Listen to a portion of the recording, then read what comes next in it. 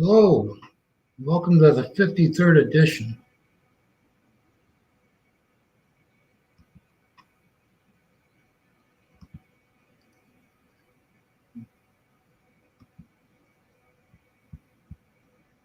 Let's see if this is.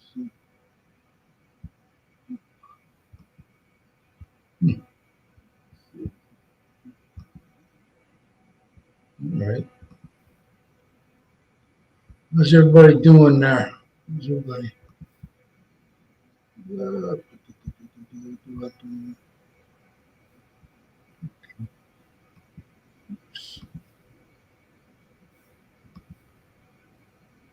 little different here.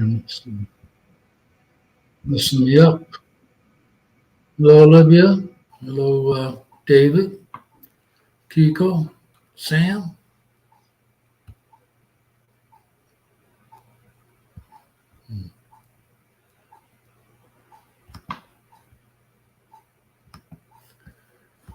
There, I'll get that pinned.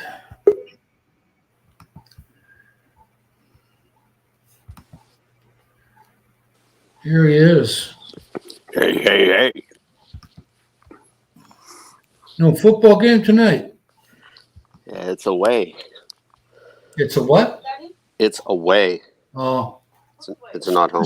this friend of mine shows me this, gives me this link for obituaries. I hadn't seen the guy in years, and he come on here like 2 years ago. He posted something, and it just sends you to their website. So you got to look through every single person. Okay, let's play. Guess this name. Is that David? Is that your name? Yeah, that's David, right? Wow, look at It's, that. See, Tony, that's what a memory's like. Yeah, hey, yeah. I remember him because of the poster behind him. That's right, baby. You gotta know who you are sometimes. Yeah. Yeah, because Tony doesn't put my name up there. He doesn't do mine either. You don't put his name up there. What do you mean? He doesn't like me either, man. So that's why I do it for myself. Your names are on this thing. The hell no. No, it ain't on now. What the heck? Yeah. There you go, David. Say hello to Olivia. Yeah. Hello, Olivia. How are you? Where the heck are the freaking banners, man? I mean The titles. Yeah, I don't know. You got to go into your section there and turn them on. Yeah, but I don't really feel like it, man. You're getting there. Yeah. You'll get the hang of it. It's only your 53rd time doing it. You know. Yeah. Well, yeah. I just, you know what? After we're done with a live and we do a get together ourselves, then I don't know how the hell get rid of them. So this way, you gotta ask people things, you know. Adds to the conversation. Guess who's here? Can't be. There it is. Whoop whoop. When you take away the messages, huh? Yeah. So there you go. I was fooling you guys. I knew what I was doing the whole time. Look at that, Vikings on top of it. Yeah. He's the owner and moderator. He's the engineer. It's hard to find him too. So he's smoking cigarettes and drinking Coca-Cola. So he's on that choo-choo train. He's the engineer. Oh man, I gotta go get mine. It just, oh Lord. What? No Mountain Dew? I poured it, but I didn't bring it. I think he's drinking Pepsi free now. He's on a health kick. I need some Mountain Dew. So here it is. Got it now. He said now I'm all ready. Pepsi free. What is it? No, it's zero. Oh, zero. I've been drinking this stuff way too much. Now you're still on the caffeine free? No. Well, they didn't have you would I think they've been purposely holding back. Everybody's been holding back their stock at the stores because now they can't keep up. So that's part of driving the prices up. But last time I bought some, I bought it Coke Zero caffeine free. But they didn't have it this time. So I don't even know if they carry it anymore, honestly. But It's probably just hit or miss, you know. Freaking cold up here today, I'll tell you that. Yeah, Hey, we it's were in the 70s yesterday. It's going gonna be down back to up in the upper 42 80s. tomorrow morning here. I It's think I had. 59 right now. No, we had that. We had that today because it don't take long to get cold in this house, and I got to hold off on. I got to hold off on. I haven't kicked the furnace on yet either. No, wait, because that's another at least $150. Yeah, I want to try to wait until at least mid-October before I have to do that. Ooh. Well, yeah, at least. Okay, look on your phone. What's the temperature in Boot tomorrow? I don't know. I thought you had that on your phone, man. Yeah, I do. But I think I got the time on there. Yeah, let's see. I bet you. Let's take a guess. I am going to guess 87. Let's see. It's 6 in the morning. Yeah, about 86, 85. Already. The engineer says Good Viking of Norway. Hello, Mr. Celsius. Harmonica Man. Celsius is with a C. 4 or 5 degrees. What would that be here then? I don't even know. Picky. What? Grammar police. No, he don't mind. Maybe he messed up. I don't know. Let's see you try to spell Norwegian, huh? No, you don't. The real words. You're not getting it at all. You're not getting What it. else is new? Yeah. That's the cross, the burden I got to bear here with you guys. I don't think you're getting it at all either. Him and I are okay with this. Yet. I asked him a long time ago, do you want to be corrected or not? And he said he'd prefer to. So there you go. Maybe he messed it up typing it, but he knows what I'm talking about. Well, you need to correct me when I speak my Pennsylvania E's. No, not each. Yeah, I'm just saying, Don't need to correct me. I'm always perfect. So, hey, there you go. Yeah, there you go. There you go. You never move from that chair. That's just it. That's it. Speaking of never moving, where's Ronald? Who knows? Probably at the casino, right? No, I don't know. Let's see, about 3:30 in the afternoon where he's at. I don't have a schedule. Or maybe he's doing some driving. Is he still doing some Ubering? Still doing a what? Uber? I don't know. Grab? Wasn't he? That's what he calls it. That's what he calls it. He takes his nephew or something like that, drops him off. Here you go. Here's your explanation, Kiko.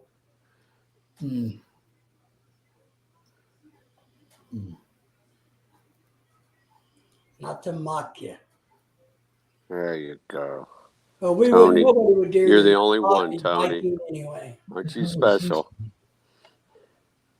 Special? I would never correct you, Vike, because I know what it's like trying to speak a foreign language.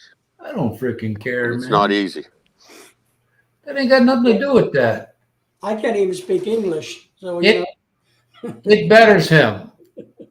And he likes to get better at it. So that's why. That's it. He said right there, I said, I'm the only one can correct him. Because he wants to better his English, his comprehension, all that stuff. So you're the official correction officer.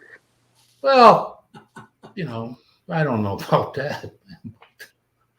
I think we need another czar up. Did you watch my squirrel video? You get to Yeah. Yeah, squirrel's funny, man. He got some funny stuff. My brother sent that to me from Texas at his house. What's that? Ronald smooching? Oh, is he back? Is he okay now with Jonah again, huh? Smooching what? He hasn't even kissed her yet. The phone.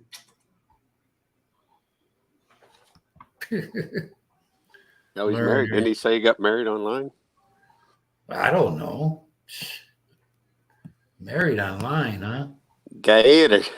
No That was speak a muy law. mucho Norwegian. That was a long time before. A long Would you time. teach me Tuka Hey, Tak? Gary. Thank you very much. How do you say that? Yeah, let me see if I can get this on my Or Tonkin Tuck. I forgot. somebody. You got to get up here, Gary, to give us some Norwegian lessons. Yeah. Well, thinking of Gary, where's old Gary at? Been watching his videos. He watched he's watching he watched We can't say what he's watching, but he comments on some of mine. He's really enjoying what he does. He's a happier guy because before he just, it's kind of like he's got a purpose now. Yeah, I've been watching his videos for him. So he's got a little lift in his step, huh? yeah, if you noticed him, if you knew him from the beginning of him being on there, he's a lot different than he was. You can tell he's getting a whole lot more comfortable with it. Well, that gives him something to do in life except, Watching paint dry. Yeah.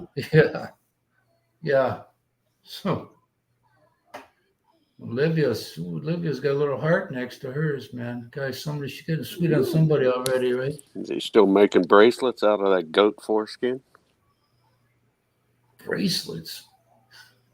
Oh. Thanks, Doc. Yeah. That's David there. He said he's a doc, Olivia. He's an MD and something. I'll be happy to share with everybody. Yeah. Yeah, he's disease free too, so he's willing to share. I'm just kidding. David's happily married. 104 years old. Hey, Oh. Dice. Long time no hear. What is this? Ronald was on with Jack and other lads. Okay. Or they're having a wee little weekend snaps. Oh, can't be any more than the guy that implodes every time. So, Dice, how's the Saturday morning bar business? Anybody getting off shift pretty soon?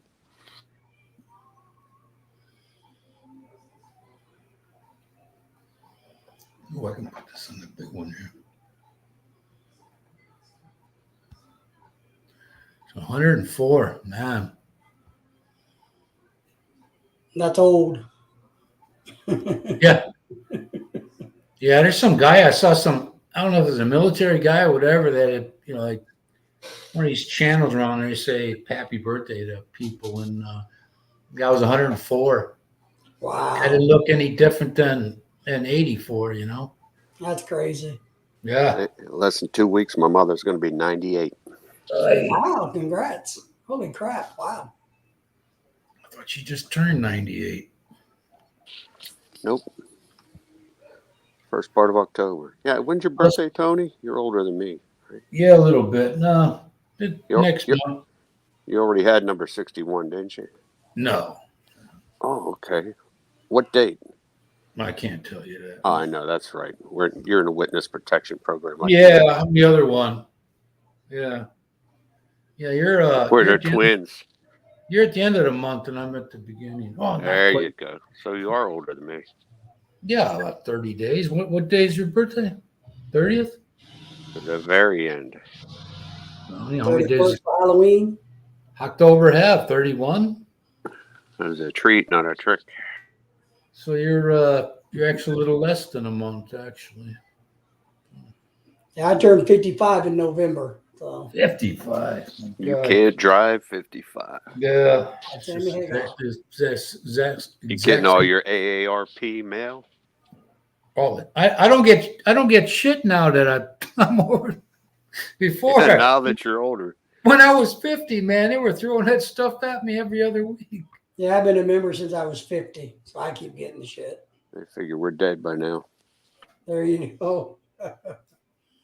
Oh, Gary's in November too. That must be why we're almost twins. Technically, I was born on Thanksgiving. Were you? Turkey, huh? Yeah, big old fat turkey. There you go. You're a Tom. I weighed 11 pounds and 11 ounces. My youngest brother is 31st. Oh yeah, Okay. youngest one, huh? How old is he? Oh, you're the Yes. Libra then, like me, Dice. We women say we're selfish. No, they No. never say that about us. Well, you're not a Libra if you're on the 30th or 31st. I'm But still didn't they selfish. change all of those here recently? Didn't they move the dates or something on the calendar there for all of us? Dates. Yeah, your zodiac signs. Didn't they shift the last couple of years or something? Oh, I don't know, man. I just remember somebody saying that to me all the time. For Yeah, some reason. I think a couple of years ago they redid the calendar. Oh, really? Well, you know, this people always messing around with something in this world. Want to change everything. I saw something on the internet Monday night. Hmm. If you're watching the sky, Jupiter is going to be as close to the Earth as it has been in 59 years. So, Cool. What is that supposed to mean? and so just look out there if you see something bright on the opposite side of the sunset. Might I be had a Jupiter. couple of butches got on my bus once downtown, and I said, "What are you guys doing?" It's like, shit, 4 in the morning. Oh, we went down there. We went down by the lake to watch the lunar eclipse or something like that. I'm like, you guys stayed up all night to go do that? And they stopped talking to me. Yeah, not too fired, huh? Well, I don't got nothing built up in me today, but all I need is a few sausages and a Mountain Dew. I'm ready to go. But I don't. I eat salmon now. I got salmon. I read that brown mustard, horseradish, is good for the heart. So that'll help me kill the taste of the fish meat when I don't like the smell. So What, you had salmon today? yeah, Did you put yeah. the mustard on it? Yeah. We I used the horseradish today though. Horseradish, and brown mustard are good for your heart. Yeah, it'll be warm coming out. So here comes trouble. Hey, What's up, hey. lady? There he is. Eat it. There's the boss man. Are you getting loaded up on some schnapps or something, huh? No, what is that? Bombay Sapphire. Morning, Hey, Travel. PA. She's got a channel too. She's over there in Hong Kong, travel channel. She has a good channel. Good person. She's about 4'5". I was thinking Hold PA, on. PA meant I Pennsylvania. got my headphones in, listening to Ronnie Laws. Oh, okay. Can't hear a word. Listening to who? Ronnie Just Laws. let me stop. I can hear it. You can hear it? That jazz? Yep. I know Kiko got an ear for it. Yep. Okay. Now, where is my camera at? What's up, Chris Shaw? Brother David, Brother Kiko. And what's that other guy up there in the green jersey name? I don't know. Oh, that big time Tony Rome. Gear's here also. And Dice. Good. You had enough of those drunks, huh? Say what now? You had enough of those drunks. Oh Lord, you was up at there creeping, man. They was driving me nuts. Creeping. Somebody said you was with. You were with Jack and who else? Whose Yeah, Gear stream said was you it? were. Gear said you were with those other lads. Jack, Dirty Sarge, Simon was on repeat. Repeat. You know, Okay. the record keeps skipping. I keep talking about the same thing. Oh, just over and over, huh? You gotta say next. Next. There you go. How you doing? Halloween. Got the Halloween colors on it. You look like a caramel corn with a caramel. Just a matching colors. You know, Taylor knows color coding. Man, Hmm. what is And that? he's Like a styling peach and up top profiling. and some kind of maroon Maroon. pants. Y'all just young bucks. Y'all understand the old groove. Yeah, okay, Rastus. Hey, we lived through that. We know that. All right, if I play some old music, We watched Soul Train back in the 70s. Yeah, Soul Just Train for the was women. Don education. Cornelius. That was all about the It was a bad demographics. It was all LA funk. It was no Philly, no Detroit, no LA. No New Jersey, no Chicago, no New York. It What was all- that Soul Train? Was that out of California? Yeah, Chicago, right? LA. Soul Train was out of LA. I thought it was out of Chicago. No, all LA. Was it? Oh. Yeah, that's why they couldn't do the Flintstone because they didn't know nothing about it. Tony just mentioned about Cornelius Brothers and who was that sister? Not Cornelius. Don Cornelius, the MC. I know, I'm talking about a different group. What was Chamber that? Brothers. Something in the Cornelius Brothers. What was her name? Your brother and sister Rose. Sister Rose. Okay. Oh, that's an You're old talking one. to the music expert now. Yeah, I know. That Rolodex was stuck. I had Cornelius Brothers, but I couldn't remember sister BG. name. What they sing? She's waving at you. It's too late. It's too late to turn back now. I believe. Blah, blah, blah, There blah, you blah, Abada. That's blah, all. blah, blah, blah. NIGGER.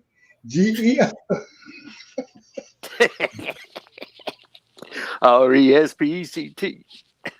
Ain't no more to me, please. Everybody else is chilling. Brother David, how you and Lorelai doing down there? Man, we're good. Just kicking back, relaxing. Go. Same here. Tony, how you doing? Same as usual. What is that? In between good and bad. Oh, snap. What did the doc say? What's up, Brother Christian? Nah, Yeah, anybody got any medical results lately?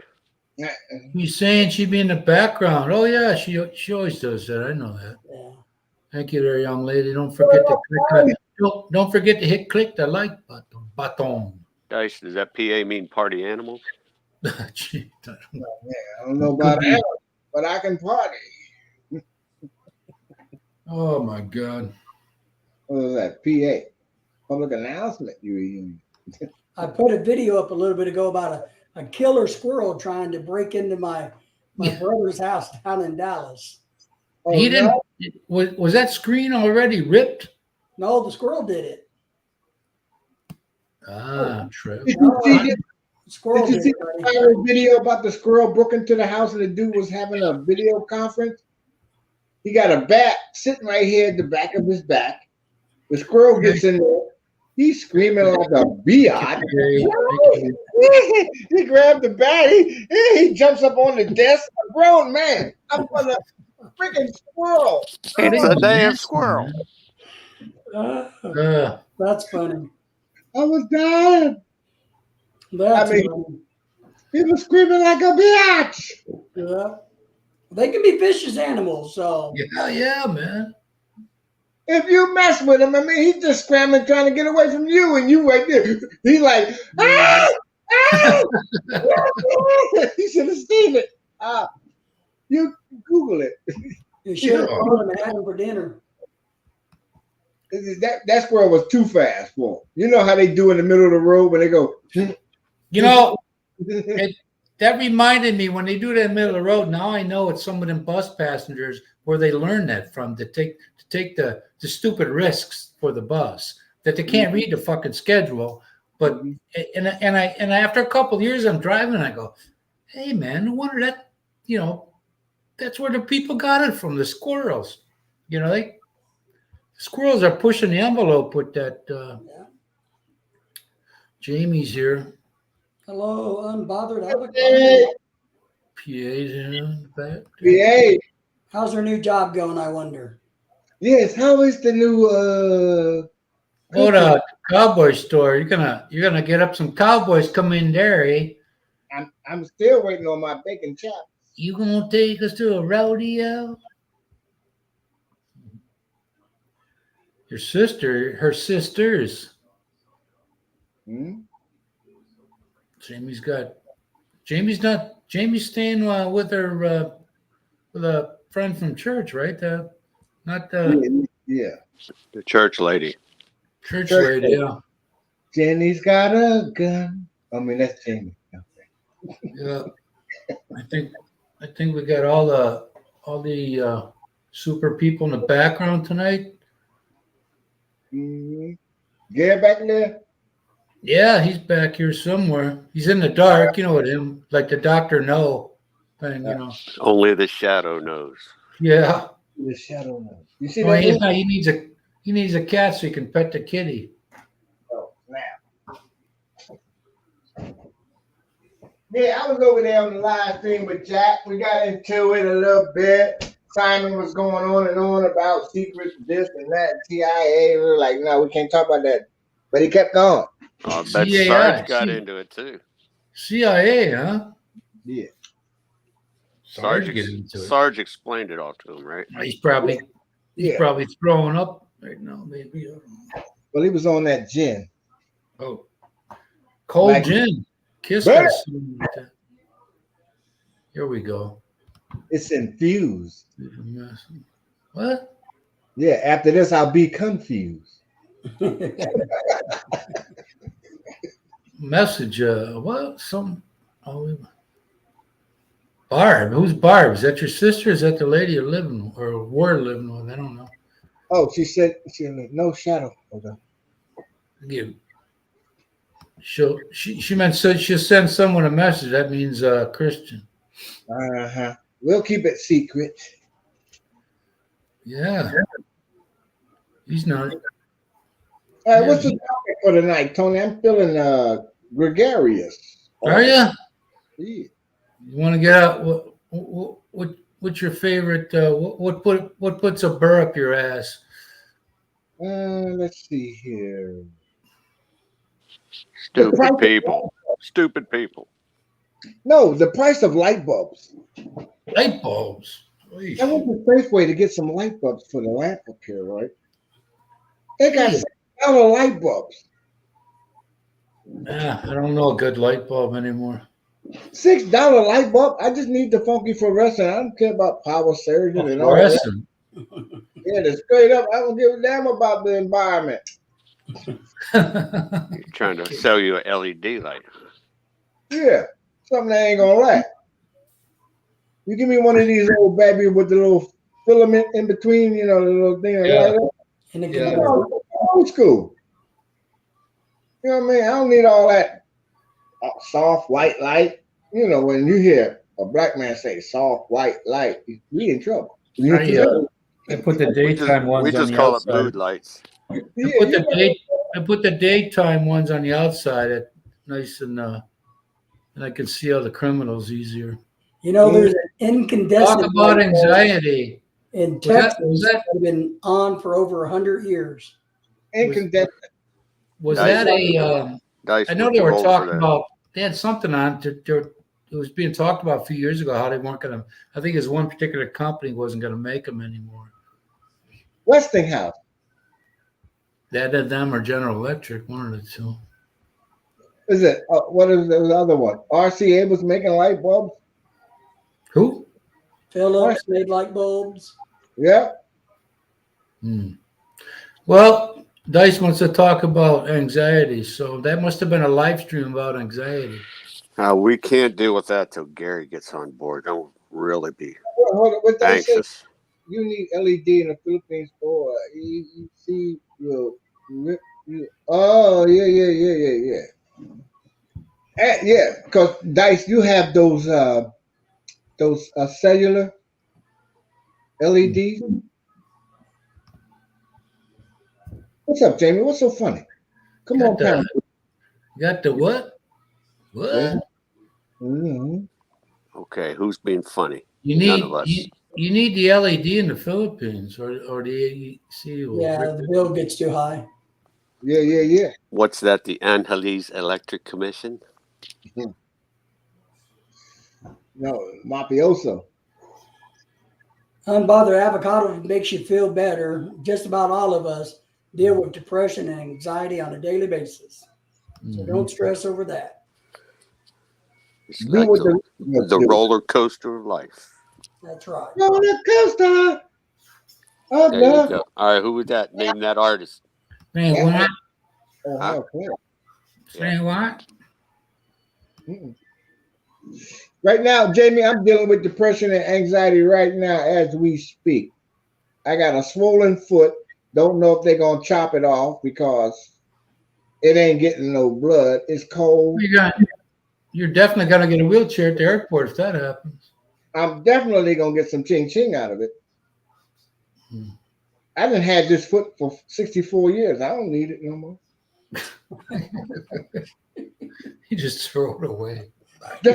I'm just saying, I already got one foot in the grave. Take the son of a Well, bitch. I can feel for you because I told Tony the other night that I tore my ankle that I had reconstructed up again and been having problems with it. And boy, there's days that if I could cut that sucker off, He's the bionic hillbilly down there. man, oh man. I'd be a bionic bro. Yeah. We don't need LED. Just That's give me right. food stamps. Can he put his best foot forward though if he has one? Yeah, that's the only one I got. It's the only one you got would be the best one. Yeah. Yeah, they can hack this motherfucker off. I don't care. This sciatica and all this other thing is driving me drinking and smoking. Yeah. I mean, you can't sleep when that thing is going down your shin. I'm like, oh man, I just want to cut it off myself and stick it in some hot grease. Somebody give me a turkey cooker. Uh-oh. Yeah. So you're about an hour and a half away from sleeping, huh? All day. And then I got Jonah dinging me at 1 o'clock in the morning. I need some money, Poppy. No, she don't need no money. She just want to show me some pictures. Pictures. Smile. Yeah, I don't mind pictures at 1 o'clock in the morning. Yeah, like I'm saying. Uh-huh. I'm a CIA operative. I don't take pictures all day. There you go. There's always a plot when you get enough booze and you Yeah, fuck it, I don't give a fuck. Chop it off. If I could chop it off myself, I would have. Hey, speaking that language, where's Michael McFarlane at? Ooh, ooh, ooh. Oh, yeah, Michael McFarlane. Not Was Bobby. he on earlier with you, Ronald? No, haven't seen him. Well, last time he was on, we haven't heard him because he had no audio. Oh, that internet was terrible. But Tony was doing it for him. He was going, We're trying to hold this AP for Ronald. Yeah, hold it down, y'all. What is it? 40? 40K? 40K, I'm good. 50K, maybe. Yeah, you're gonna have Will and Ronald as tenants, huh? That your alcohol sales are gonna go up dramatically. I don't know about all the alcohol sales going up. 40K for an apartment? Yeah, a house. Yeah, the one Oh, Jonas. you said apartment. No, What's it got? Marble urinals and golden faucets? gotta have urinal marble. Yeah, no, they got like those fish bath things, they'll splatter it once in a while. But Remember those troughs they used to have at like concerts and state fairs?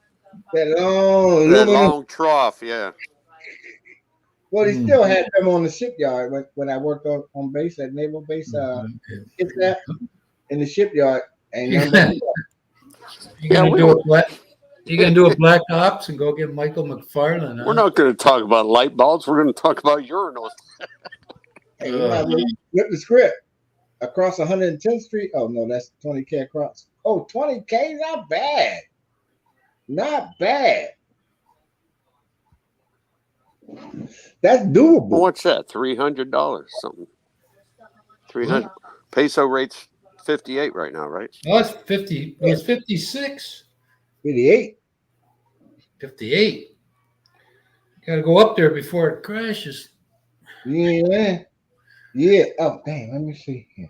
Telling you about that last week, that real estate. Only an ignorant, drunk would buy a nice basic Damn, house in woman. Florida that goes for about $220, and they got it on sale for $500,000. If you pay $500,000 for a house like that, you're an idiot. In the States? 20K is 344 a month right now. That ain't nothing. Piece of cake. 344, man. You can handle that. That's a quarter.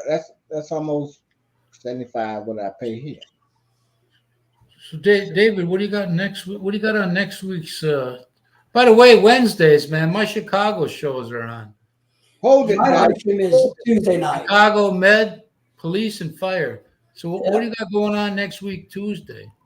Next Tuesday, we're going to do a live stream at 8 o'clock talking about what's the problem with American women. That's a topic. I don't know. Oh, yeah. I don't have one. I don't have one either. I don't think any of us do. It's been so long we forgot. Yeah. All you got to do is think a little. Yeah. Good morning, Verna. Hello, Bernard. Hey, Verna. Yeah. Hey, good morning. What's wrong with American women? What's wrong with Tune in West? Tuesday night and you'll find out because I'm going to tell you. Nobody. Well, you gonna have American women on there? Because we don't know. They would shoot and kill me. None of us are married to any American women. Well, but we've all dated them in the past. Yeah, no mo. This research a comes little- from, a little many, bit. many years of A little research. bit, I had a All right, lot of well- people ask me what I thought was wrong with American women, so I put a video together about it. A little, just a little bit, a little. I can't talk about it because I got 4 daughters. Well, they're not American women. Your I got- wife- Well, yeah, kind of, sort of. I got your wife. No, he means the dateable age kind, not the young ones. Well, they learning from the old one. Yeah. How are you all? What's up, Verna? Verna's got a Verna, you ever come to America there out there in the West Coast somewhere? We are Mabute. Good. Mabute rin. Mabute naman. Mabuti ikaw. We're going to Oh, go watch a movie tomorrow, guys. We're going to go watch that movie called I think Sluts? Yellow Darling or My Darling. The big yellow slut? Who's in that? Chris Pine. Oh. Some kind Yeah, of Verna psychological says thriller. hello. Chris Pine. That's the kid that played Captain Kirk, ain't it? Yeah, and he refuses to do it again. There Do you you? go. William Shatner's still alive, and he's not liking it. he's the last He one. said enjoy your fans because he said he was an asshole when he was younger. So and he had a show. He had a comedy show on, like he was a dad of some son who was a divorcee. It was on like one season. It was funny. Yeah, didn't laugh at all. Didn't I don't laugh. know what happened to that show. He wasn't a comedian. He has a TV show. No. Hey, listen, this show, Ronald, was hilarious. He was funnier now again. Who? William Shatner? Yeah. It was What's up, a sitcom on TV. It was good too. He only did one season. Yeah, well, it had something to do with contract money or something, but it was funnier. Yeah. Shatner wanted more money. Yeah. Yeah, I think he has a TV show out now where he talks about strange things in the world. You know how them crackers are. I was watching it, and he was trying to be comedic about it too, doing all this spooky stuff around his house and all this crap. But it was funny because he had a friend from the service days, and that dude was gay or something or other. So Hey, attention on deck. The colonel was here. That's an all. LT or Fullbird? LT. Do that whistle stuff they do on the ship. At ease. Attention. Yeah, Lieutenant Colonel Sullivan is arriving. But I gotta pee, sir. I need one of them troughs, sir. Yeah, when he come on the brow, we have to blow the whistle. Yeah, I used to always come. That's the way I used to come through all the time when I went on the Navy ships. Yeah, well, the quarterdeck right there. Yeah, I got a funny story for you. This is like a long time ago. Okay. Wait, is it about a urinal? Because we're talking about urinals. Oh well, I got a million urinal stories. Okay, tell us your first one. Yeah, forget that. Next. Yeah, I got one too. I went to a million ranges in my time. So every time you go to the range in the army, okay, the latrines out in the middle of no damn where, they're troughs. And then they filter down to the thing below.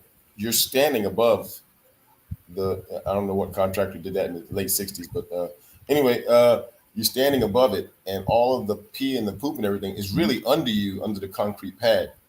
So you're peeing in the trough, and then it goes down, and it's the god awful, most worst smell you ever want to smell. Yeah. So when you go to the range in the army, most people, if you got to pee, you just go out in the wood line and grab a tree or something, because if you go inside, unless you really have to, you're not going to go inside that concrete bunker to use the bathroom because it smells so bad. And then that was, and anyway, in the 1990, they don't smell worse than chitlins. After Black Hawk Down, well, a little bit later than that, 1994, they all of a sudden, when I went to the range, right next to the concrete place that nobody ever went into anymore, the Army started putting these blue, what do they call them? Porta potties. Porta johns. They started putting these. That's when in '94. That's when the Army the military lost its freaking mind. They started contracting everything.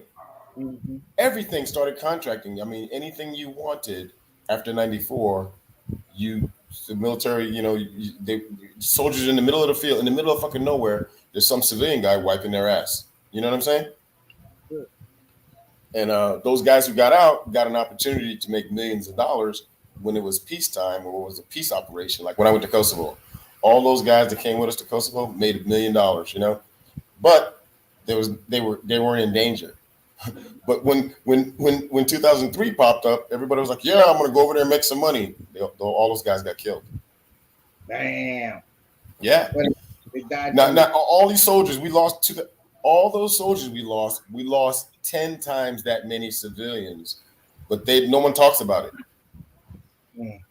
And a lot of soldiers got killed trying to go to these 911 calls during the war zone, trying to save these civilian contractors who were setting up antenna towers and all kinds of bullshit. They were there doing all this contracting stuff, and you're trying to save these civilians, and you're getting yourself shot up trying to save civilians. Crazy.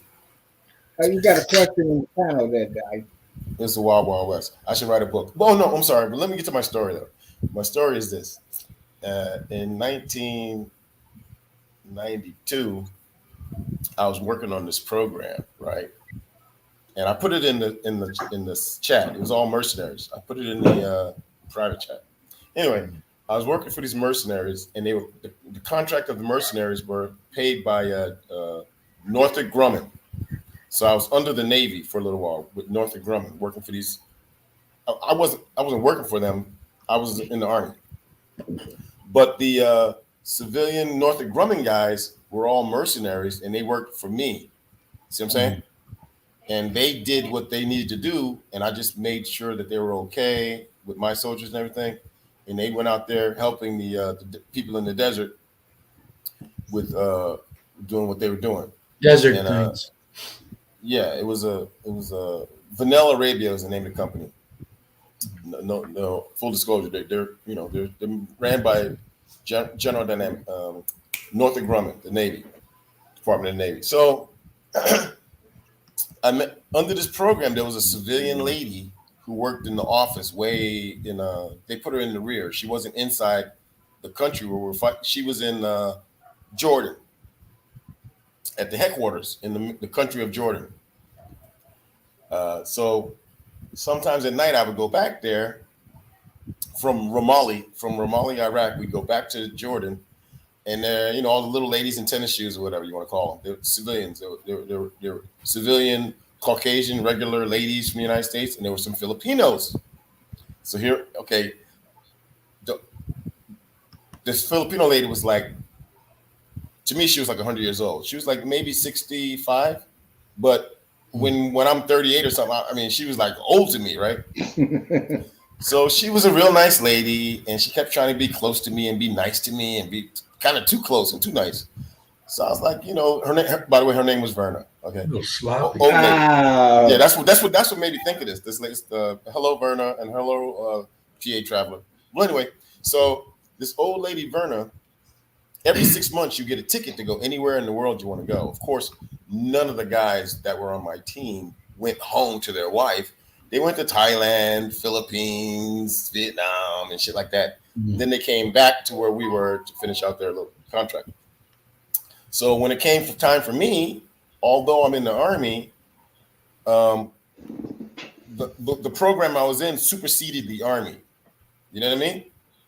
So they told me, you're going to get the 6 month thing, sir. And I was like, what the fuck do I need that for? And he goes, sir, don't fight it. Just take the 6 month thing. Every 6 months you get to go somewhere. And I was there for 2 years. Anyway, so my first 6 month thing, I was like, where am I going to go? And the guys were like, let's go to the Philippines. So I didn't want to hang with them. So they all took off several days before me. And before I left, Verna cornered me in the office and started talking to me. And she goes, hey, look, you can go do and link up with those guys later or whatever, but I want you to go to my house and, I got a maid there, I got a service there and all this other stuff. The people taking care of my house. It's in Quezon City, Philippines. You don't have to worry about anything. And then when you want to go out and do something, you can do whatever and link up with those guys. They're going to probably go to Angeles City and all these names that she'd rattle off. And I was like, okay. Are you sure about this? Yeah. So I took the thing because, it was like, cool. This lady's going to let me live in her house in the Philippines. I got 3 weeks and I'm going to hang out there for free and hang out. And it was pretty cool at first. It was like there were some people that worked there and there were some girls also, but they worked in a little house. They lived in a little house in the back and they came in and made me breakfast and everything. And it was really cool. But I kept disappearing, of course, to go hang out and meet Sergeant Major and these other guys. But this is when the weird stuff happened, like the fourth day. It could have been a real cool thing for me to go back to a house and then go party and then go back to a real house, right? But that, because, it had security and everything. This real nice subdivision. I can't even fucking remember. I know it was in Quezon City. It's been a long time ago in the 90s, right? So anyway, this is when the weird stuff happened, the fourth day, because she said none of her relatives are there, right? All of a sudden, her daughter shows up. Right? Yeah. And it was like, hey, I thought she was like a maid, one of the people, or one of the guy was outside cutting, the girls are inside. I was like, oh, how you doing? I was like, I was going to hand this girl my clothes. And she was like, I am Verna's daughter. And so nice to meet you. She told me you were here and I go to college. I don't know what the hell she said, somewhere. And she goes, I decided to come back to say hi to you. Dude, I was talking to her less than 1 hour, and I was like, this is a fucking setup, yo. Verna set me up. And I stayed there for 3 more days trying to deal with it. But basically, this girl was like, okay, so let's go to the mall. I want to take you to the movies. I want to show you this. I want to show you that. It was like, yo, dude, Verna wanted me to be like her son-in-law. No. Yeah, I was like, instead of me going out and having fun, she wanted me to not go out with the guys. She wanted me to, like, where are you going? I was like, I'm going with Sergeant Major and the other guys. We're all going to, you want them to come here? No. Don't you want to go to dinner? Look, I'll pay. She wanted to buy me dinner and stuff. I was like, she was investing in this. I was like, you know what? The guys are really demanding, and I don't want them to be coming here bothering you, so I'm going to leave. And I took my fucking bag and got the hell out of there because I didn't want to trip and fall down. And well, this is live and the girls are on here.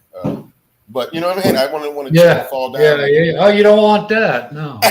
And fall into something. We all hate when that happens. You know what? It was crazy. Something out of Boy Scout there with Bruce Willis. Yeah, my best friend there, I caught him fucking. He tripped and his dick fell into my wife or something. Yeah, there you go. Exactly. That was a great line to that movie, right? Yeah, that was one of the ones you remember, right? Oh, my ears! I can't take it. I didn't I think I misquoted a little bit, but you get the idea. Yeah. So, hey, here's another, not a funny story, but some things that used to happen. These guys with these Vanilla Arabia guys. One night at 2 a.m, one of the guys called me and he says, "Hey, sir, I don't want to call you on the radio. I'm calling you on I had a satellite phone." He said, "I'm calling you on the phone because I didn't want you don't call me on the satellite phone unless there's something really wrong." So he goes, "I didn't want to call you on the radio. I need you to understand something, sir. We lost 2 guys tonight." And I was like, "Huh? Yeah, you kidding? What kind of, nobody said anything on the radio." He goes, "I'm going to come talk to you face to face." So he talks to me face to face. You know what happened? There were some guys dicking around with some other guys who were curing some concrete. They were building this building so they could use it to be secure and set up a little tactical operations center in this little concrete building that they were building really makeshift. They got some local guys to do it. Somehow, they were curing the concrete with water. You know, they sprayed water on it at night. Somehow, the extension cord dipped down into the water. And these 2 guys got fucking electrocuted in the middle of the night. Yeah. And I think one was trying to save the other. And I was like, I had to call the colonel and explain that. I was like, "Sir, you're going to believe this shit." But it wasn't American soldiers. These were all, one guy was from. Sure they weren't rednecks? No, these weren't American people. This one guy was from, these guys, they were in military uniform, but they got beards. So one guy was from Syria. And this is a long time ago. This was way before the Syrian. Before we couldn't stand them. Yeah, before the Arab Spring in 2011 and all of this shit. And then the other guy was from Lebanon. And those two guys, they were sending all that money home to their family and living like they were millionaires back in their country, but they died on this contract. Can you believe that? Curing some damn concrete. Crazy stuff, bro. Crazy stuff. This is the stuff I can tell you about. I mean, this is crazy shit that used to happen, man. Yeah, I saw a video with these 3 rednecks, and one had a circular saw, and he's standing in the water, cutting on like working on a dock, and one guy in the middle in the water holding a cord, you know, and the other guy's got to keep it from happening to them. Yeah, to keep the cord out the water. But that's fuck. I mean, come on. What if one guy has a fuck? You know, that's stupid. Slips, man. I love we have hundreds and hundreds and hundreds of photos of idiots doing stupid stuff from my OSHA days. At work. Oh, really? What people will do. Hey, as an OSHA guy, I got a funny one for you. I got to see both ends of the spectrum. Okay, I lived in the Philippines, but I had a job in Singapore. So they flew me to Singapore every 2 weeks for free, right? Really great job. But check this out.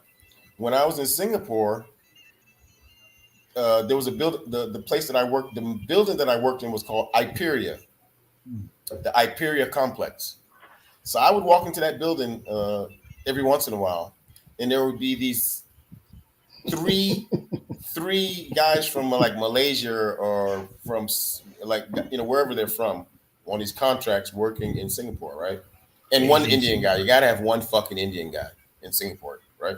Well, anyway, they're working on this contract, and they're very good. I swear to you, they're about 8 feet off the ground. They're not higher than a basketball goal, and they're on a cherry picker. That one guy on the ground is operating and lifting up and down, and there's the one guy standing on the cherry picker, the other guy is below the cherry picker holding a rope, that's connected to the guy that's connected to the side of a building on a pulley thing in case he falls. And then another guy is operating a cherry picker. 3 guys, they got safety gear on, they've got reflection gear, they got hard helmets and steel toe boots. And I was like, is this overkill or what? Now, you fly back a couple of days later to the United States and you see a Filipino guy working in the airport. He's got flip-flops. He's got a grinder. He's grinding something. Sparks are flying everywhere. He has no hearing protection, no eye protection. And he's got flip-flops and shorts. Yeah, that's the construction. That's your typical construction outfit there. That's his uniform. And that's the Philippines. And guess what? Those guys are efficient as hell. They work and they do some really great work. And I just don't know how they don't get hurt, you know? Oh, yeah. I keep thinking about them when I get around to get my house built. One of them gets injured on the job. Foreigner here ain't paying for shit, you know. No. Part of that contract, you're not liable for that in the contract. But I think you're paying. I think the whole thing is going to be 200,000 pesos, and the house is going to. If you like me, if you're going to build a house, it's only going to cost you 6 or 7. 100,000 pesos. Uh-oh. So yeah, well, actually, you can build a nice house here. Not maybe, a little bit less than our standard, but you can build a house for 500,000 pesos. Yeah. And you can sell it for 8, so you can make 300,000 pesos. The one I want's about 24,000 American. Or did you ever build a house down there, Daryl? No, I didn't build one yet, but I'm connected to a guy named John, Jon. And he built my pub for me in less than 3 months. And now he's out there doing all these different contracts, and he's sending me all these pictures, and I see what he's doing. It's usually about. And I know I could do business with John and start building houses for 500,000 pesos and make 300,000 on each house. Because these are like little tiny houses, 2 bedrooms, and just simple life. And I'm not doing any of the exterior stuff of the landscape. Because the landscape in the Philippines is no matter what you do, they're going to have a chicken coop. They're going to do this. They're going to make it look kind of provincy. So don't invest in that. You tell them this is for you to finish, to do the way you want, sir, or whatever. The only landscape they're going to have is tapering that ground away from the house after it's built, you know. Well, you got your build up to make it higher, right? And you built it so they have to step up in it. Yeah, I'm telling you, all that other stuff, Tony. You let them do it. You don't have to do it. In fact, they don't want you. They want to finish it the way they want. Yeah, but my wife's uncle's he's a builder, so I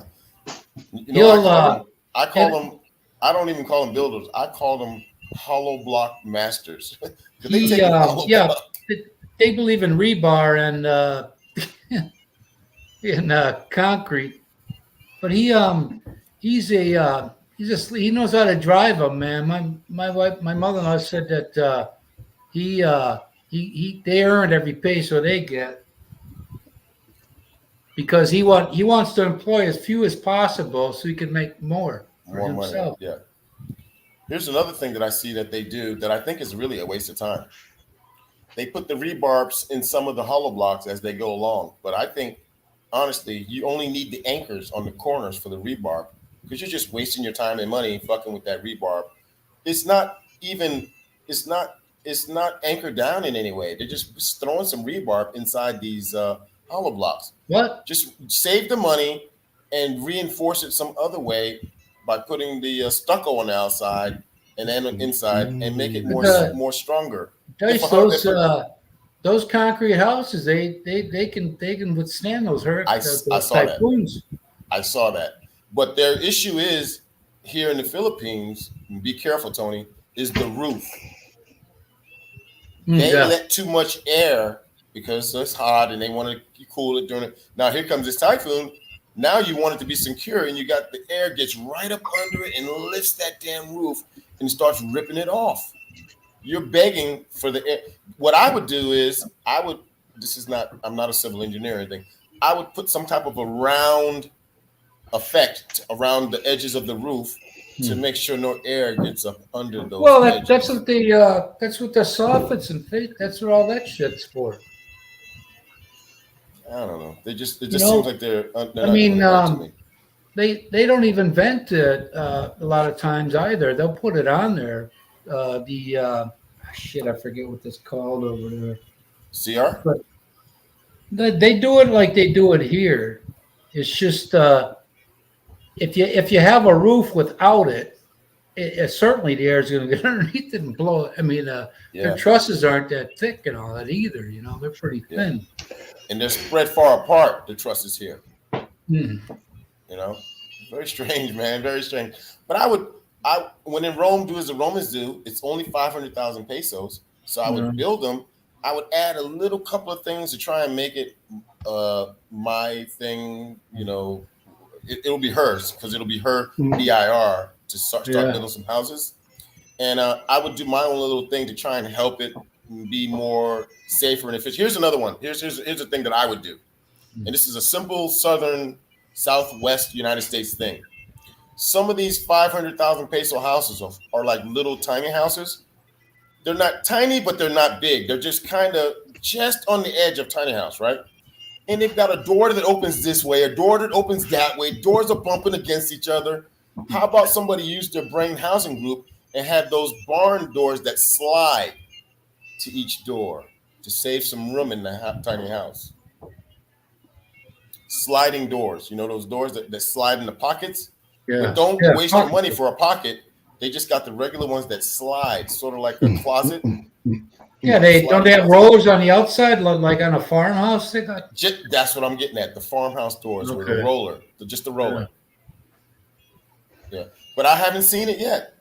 No, so I don't know what they're thinking. But if I build a house like that, put some rollers in there, put the safety features for the electricity. Excuse me, for the truss and for the roof, and then, brother, OSHA-wise, I'm going to add my own little things for the electrical, because what they do is they put the electrical 2 wires in that round orange thing in the Philippines, that round orange thing that they do. The PVC? The round ribbed duct. It's a little round duct that's ribbed, and they put all the wires through that. Oh yeah, the conduit, like a rubber conduit thing. I would do PVC pipe, so I guess I spend a little bit more money, but I would PVC it and keep it up in the air, way up, almost towards the top of the roof of each room, because it's not in the wall. They don't have the 2x4s covered with drywall. Everything's exposed. They kind of chisel out in the, a little indentation. I hate that. I hate that when they do that. I would leave my PVC pipe way up in the air. It's kind of like exposed. It's exposed. It's fine. It is. Yeah, it's exposed, but it's okay. Yeah, it's fine. Then I would paint this PVC black or something. I wouldn't leave it white or blue. I would paint it black and keep it way up in the air. Have my sliding doors. That person. Then I would. She was talking about this. You become friendly with a bank, and you get that lender. And that lender would give them the 800,000 pesos, so they qualify. But they're never going to say no, really. In the Philippines, they always say yes. Then they repossess somebody's stuff. So they get the 800,000. I get my 5 back from building the house. I keep the 3, and somebody's got a first-time house that's really well constructed. It's only a 2-bedroom house and everything. By the way, I got another thing that I would like to do. I would like to do a little oven. And it won't cost much more than it'll be in my 500,000 budget to get that outdoor oven indoor, so they can do their little outdoor kitchen and whatever the hell they want to do, right? But inside they need to have an oven that's sort of like a pizza oven or whatever, so they can stay inside and cook, man. Instead of, why haven't they thought of this? Why do they all run outside? It's just part of their culture. The dirty kitchen is definitely part of their culture, how they've grown up, what they're used to. Watch out for your ears. Man, you start playing that, you're gonna drive Verna and PA Traveler crazy. Ladies love that After thinking of saxophone. that time, it's time for me actually to go. No, get out of town. Not because of Ronald. Yeah, you ain't on that show P-Whipped, are you? Huh? Oh my God, you were not on that show from Saturday Night Live called P-Whipped, No. where these guys sit around there talking about they can do whatever they want to, and then their wife calls them up and they go, "Oh, well, you can do whatever." Hey, but take it easy, brother. It's good to see you. I ain't seen you in a Hey, minute. David, All right, we'll see you guys Tuesday night. We're gonna badmouth women. Tuesday night, Okay. man, you're Okay, You send me. better Oh, they're How do I- hiding them tomatoes and shit to be thrown at you. Well, I'm gonna lock the door. hey, Tony, you got to make sure you send me his what do they call that? Link? His channel thing, so I can What? save Click it. on So his, it'll pop up when the yeah. Well, click on his channel, American Philippine Couple. how do you do that? You just type in his the channel name and it'll come up. Him and his wife photo. Okay, hold on. American Philippine Couple. I think it's like that. Yeah, there you go. He spells it there's so right many- there. There's so many damn fucking channels nowadays. Right there, Yeah. Gerald. You All got it lower in- cap. Oh, I'm on No, you can do American. You can do lower. Next. It'll come up. Yeah. He can't even get started with that shit. Sir. Oh, I'm about to blow it up. Oh yeah, okay, we're ready. He's fitting to do a Bill Clinton. Does he have a hat on? My glasses, bro. Does he have a hat on? Yeah, Oh, okay. yeah. Let me get it up there for you. I'll throw it up there on the screen. No, I see it. He has a hat on, right? Okay, yeah. His wife's on the left of him. Yeah. Yep. Okay. All. Yeah, he's going to be talking about American women, but Oh. none of us are married to American women. That should be funny. That's I'll foreign to us. I'll stay quiet and listen to the fireworks. Yeah, right. Well, Me too, well, man. if YouTube promotes it and throws it around, it'll be a bunch of of Karens on there. Oh, angry. YouTube's going to quash that. Yeah, No, he's they might trying. promote it. Right They off might the bat. promote it, Kiko, because it'll be, it's controversial, but it's not offensive. It's just controversial, and some ladies will jump on there. Not tricky. Well, that's I don't know. It should be fun. Yeah. What do you mean I can't wear spandex just because I'm 400 pounds? That's Am I not fair. fat? Do I have to dress? Do I have to? Why can't I wear my pajamas in Walmart? Does this make me look fat? You don't want an That's answer what, for that. That pajamas and they wear them to the courthouse too, and the judge tells them to go home and change. Look, that's a definite redneck woman's attire. So I got out the Army in late 2014, and the Army, the people they hooked me up with a job right away, right? So I was one of those few guys that while I was on you're on leave, you're not in the Army, but you're still in the Army for like 3 more months. Right. Yeah. Whatever they call it. I forgot what they call it. Anyway. Terminal leave. Yeah, I was on terminal leave. All I saved up, because I never had to go on real leave because I was on these programs and they gave me this secret leave. Well, anyway, so I get out with like 3 months worth of thing, and then they give me a job. So I'm double dipping for those 3 months, right? And the job was in Fort Wayne, Indiana, but they kept sending me to St. Louis. So I go to St. Louis, and guys, I'm telling you, one night I was in the hotel and I was like, I need some, toiletry stuff. So I ran to Walmart. Poetry. Yeah, I need some toiletry shit. I needed some before the pandemic. I needed some alcohol. Because I'm from the military. I wipe my hands with alcohol all the time before the pandemic, because you don't want to waste your water. So I would take anyway. I bought some stuff from Walmart, and when I went into Walmart, it shocked the hell out of me in St. Louis. There were black girls. Well, I was at the black Walmart. Okay, I guess I was in the black Walmart, because there's like 2 Walmarts on every side of every big city. There's the one on the bad side of town and good side of town. So I'm in this Walmart and people are walking around with blue hair and not even booty shorts. I mean, there was this one black girl, her ass cheeks were out on purpose. Check this out, on purpose, because she had some, and of course I didn't get close enough to read it, but she had writing Bootylicious? on her butt. I know. Bootylicious, yeah. No, it looked like a scripture. It said oversized load. It must have said it over and over again. It was on a scroll. Oh my God! Yeah, like a Bible scripture or something. But I know it wasn't a scripture. Who would do that on their butt? But it was nuts. People walking around. The scripture verse was too much. To whom much is given, much is expected. If any man be a creature, if any man be in Christ, he is a new creature. Oh my goodness. Anyways, it was some crazy stuff that I saw in this Walmart, man. And this Walmart had a barber shop inside, which I don't see many other places that I never saw before. And inside that Walmart barber shop was like this. The brothers were all hanging out in this Walmart barber shop. I was like, wow. And next to that, they had a salon, for the ladies. It was quite interesting, bro. It made me laugh my ass off. I was like, man, there was a lot of stuff that happened while I was in the Army for 31 years that I didn't know what happened to you, what was going on out here, Hey, wait, Christian, we gotta correct your spelling there. It's not SAX, it's SEX, okay? Because Ronald never paid for his sax. Oh no. Never. You get it for free. Nice one. Man, vicariously, I paid for it all. Oh, we all do, yeah. We're on a long-term plan. You ain't never lied. I had to have some of it repoed.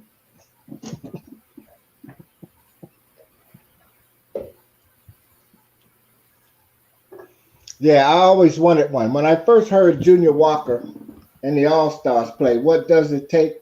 And he had that huge, I don't know, what is it, a bass, a baritone saxophone it was just huge. It was a baritone saxophone, and he was sitting there, little man, playing it. What does it take? Gonna blow for you. And he rocking it like that. I was like, oh, man, I got to have that. There's Mama H there. I haven't seen her in a while. Aloha. Mama H, what's happening? Aloha. You just missed my whole... Mama H, you just missed my whole saxophone solo. The Hustlers. I can't do it twice. I like those guys. David's going to have to get a hold of some American women because none of us are married to any American women. So, Tony, what's the old song? And they knew way back then when he said, "American woman, yeah, stay away from me." Yeah, I like that guy's voice too. Who sang that? Somebody Google that for me. Is that the Guess Who? That the Guess Who? That's right. That's right. Kiko. Ding, ding, ding, ding. Kiko wins. Kiko Rolodex is working. That was fast. Telling you what, man, I had to dust it off, but it worked. That was fast. It whips around pretty quick. The Hapsters. What's up, yo? You guys, when you guys come back out to the Philippines and visit, you better come visit me. Don't check into the Philippines unless you check into me. I'm like the unofficial Department of Transportation. Hey, Chris, if Christian becomes a billionaire, you better not buy some sacks. You better pay for all of us to gather down at Dyke's. No, Christian's gonna get that saxophone first. I guarantee it. Nico. No, hey, the last time I was in Hawaii, bro, I went out to Hawaii for unplanned. Okay, I didn't plan on going there. I was on a Space A flight. I was going to Japan, and they stopped in I stopped in Hawaii, and you have to stay there. I thought it was just a couple of hours, 8 hours, but I had to stay there 3 days, waiting for the next. the way the Air Force does it, they save up all their maintenance write-ups till they get to Hawaii. Okay, so the plane can be down for a couple days, so the crew can get a little time in Hawaii. You understand? But that's what happened to me because of some people called it a misfortune. Some of the people are like, oh, they wanted to move on. Their little hijinks that they played those games, Kiko, worked in my behalf because I was like, I'm stuck here for 3 days. Which ended up being a fourth day, really, because it was like in the middle of early in that morning we left on the fourth day. It was like I'm kind of stuck in Hawaii, but you're never really stuck in Hawaii, right? No, when you leave, it's always some other day where you're going. So exactly, and then in that day that we left, it was like, damn, I wish it was another day or one more day or 2 more days. It was nice, and MWR and everything. It was nice. You had to actually force yourself to get out and get off because you were having a great time on the base. I don't know. How you stuck? You stuck in LaGuardia. You ain't never stuck in Hawaii. Exactly. That's true, man. You know what I'm saying? Oh my God. Hey, I woke up one morning. I woke up one morning in Hawaii, and I kind of fell into that. I kind of fell into that Hawaii lifestyle. Yeah. You wake up in the morning time. You actually eating a breakfast at the military housing hotel, and it's like fruits and vegetables. And then you get outside. Where's the beef? Yeah, where's the pork and all this? Where the sausages? Yeah, and you get outside, and you got a tea time at 11 o'clock. You get ready to go play some golf, and there's some people out there doing this like Tai Chi. Tai Chi. Like, what the hell is going on here? Oh man, what a life! What a life! Tom, ain't never stuck in Hawaii, ever. Nah, bro, not at all. Oh, what a bad. You want to be in LaGuardia? Or Dulles in Dulles in DC. They always stuck at Dulles, people. Oh, Lord. When I was working this program over the Middle East, and every time they flew you back, you come in through Dulles. Then you check in at the guys in Virginia and Ruston at the headquarters, and I was like, man, this is crazy. They should tear this airport down. We don't even want to get into how they got the name. We're talking Gil Scott Heron now. Yeah. There's a lot. There's a lot of military in airports that are named after some weird shit. Hello, John. But check this out. I will give Dulles some props compared to Chicago O'Hara. It's the worst. The worst. And in order to fly to Fort Wayne, Indiana, I always got routed through Chicago O'Hara. One night I even got so pissed that they said, like, okay, we're gonna wait so many, we're gonna put you in a hotel and all this other stuff. And I was like, you know what? I'm renting a car and I'm driving to Fort Wayne. See you. And then I argued for months after that, trying to get my refund from them because they screwed me. I had to go get a rent a car. Right. But I didn't want to get stuck there. There was a snowstorm coming and it wasn't there yet. So I was like, I'm driving to Fort Wayne, Indiana. Screw this, man. I don't know what it is about Chicago O'Hara, but it's always flights breaking down, always crowded, always something wrong. Overbooked. Overbooked. See, I was going to say actually, overbooked wasn't the word in my head, but what was in my head was actually every time I get to Chicago O'Hara, they put too many people on the plane and people start fighting. They're fighting in the thing. I was like, holy shit, is this like a, this is a long time ago. I didn't even break out my camera. Right now, nobody around me did it. Everybody was just shocked that they were fighting. Yeah, I got stuck there one night. They overbooked. The only 2 people that didn't get the flight were me and another Fed. All right. Oh, Jesus. So They they screwed you. said, They well, screwed you. we give you a $30 meal voucher, but you can only use that in the airport, which Hey. charges about $20 for a burger, and Hey, we'll give you a hotel room, right? But Yep. we have no other flights tonight. I'm like, this is Chicago, right? You go everywhere. There's planes going you could have. everywhere. This was It's 3 a in the hub. afternoon. I could You see could. if it was at midnight. It's 3 in the afternoon, You and they you can't could. get me You to could. Oklahoma City. You could have caught a ride with the Kenosha Kickers. Yeah, I said, I don't care if I got 3 stops. I got to be there. I got to be there tomorrow for training. Listen to John Candy play a saxophone. If I'd have known Tony back then, I'd have told him to get his bus down here and take me. Hey, look, right?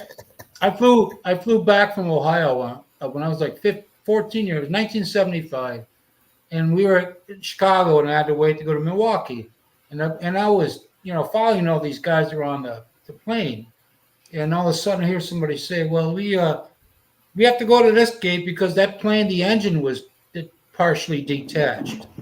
Whoa. So a couple of years after that, same type of plane. I don't know if the same one, but that plane took off and went straight down. The engine fell off. Whoa. Oh, That happened in the early '80s, something like that. My goodness, man. Yeah, I never forgot that. I thought partially detached. What do they mean by that? everybody was kung fu fighting. It's an easy town. Hey, you know what happened to me one time? I was at Fort Campbell, Kentucky, right? and it's a you get into that routine. Everything's normal. Everything's too easy. Okay, we're gonna take another chopper ride, get back to the base, and get to the shower and everything. So we're happy to see the chopper, right? So this chopper lands really close to this tree, and we're out in the middle of fucking nowhere, right? I don't know why this chopper landed over by the tree, right? I found out later he was the second lieutenant. He was a brand new guy. So we all run over to the chopper the way we're supposed to. We get on the chopper and we're like, it's great because we don't have to walk anymore. All this crap, all this equipment. A couple hours from now, we'll be maybe back cleaning our weapons and get a shower. This pilot takes off but doesn't go straight up. He takes the aircraft like he's taxiing, like he's in school, like you're driving just off the ground about 8 feet and you move forward, right? Go up, motherfucker. This guy runs into the tree. Right. So this guy runs into this tree and he Swiss cheeses, he chops this tree, he's doing what are these things? These things are called these lawnmower things, these edge trimmers. Weed whacker. The weed whacker. Yeah. This guy is weed whacking this tree. Then he pulls up. And then we,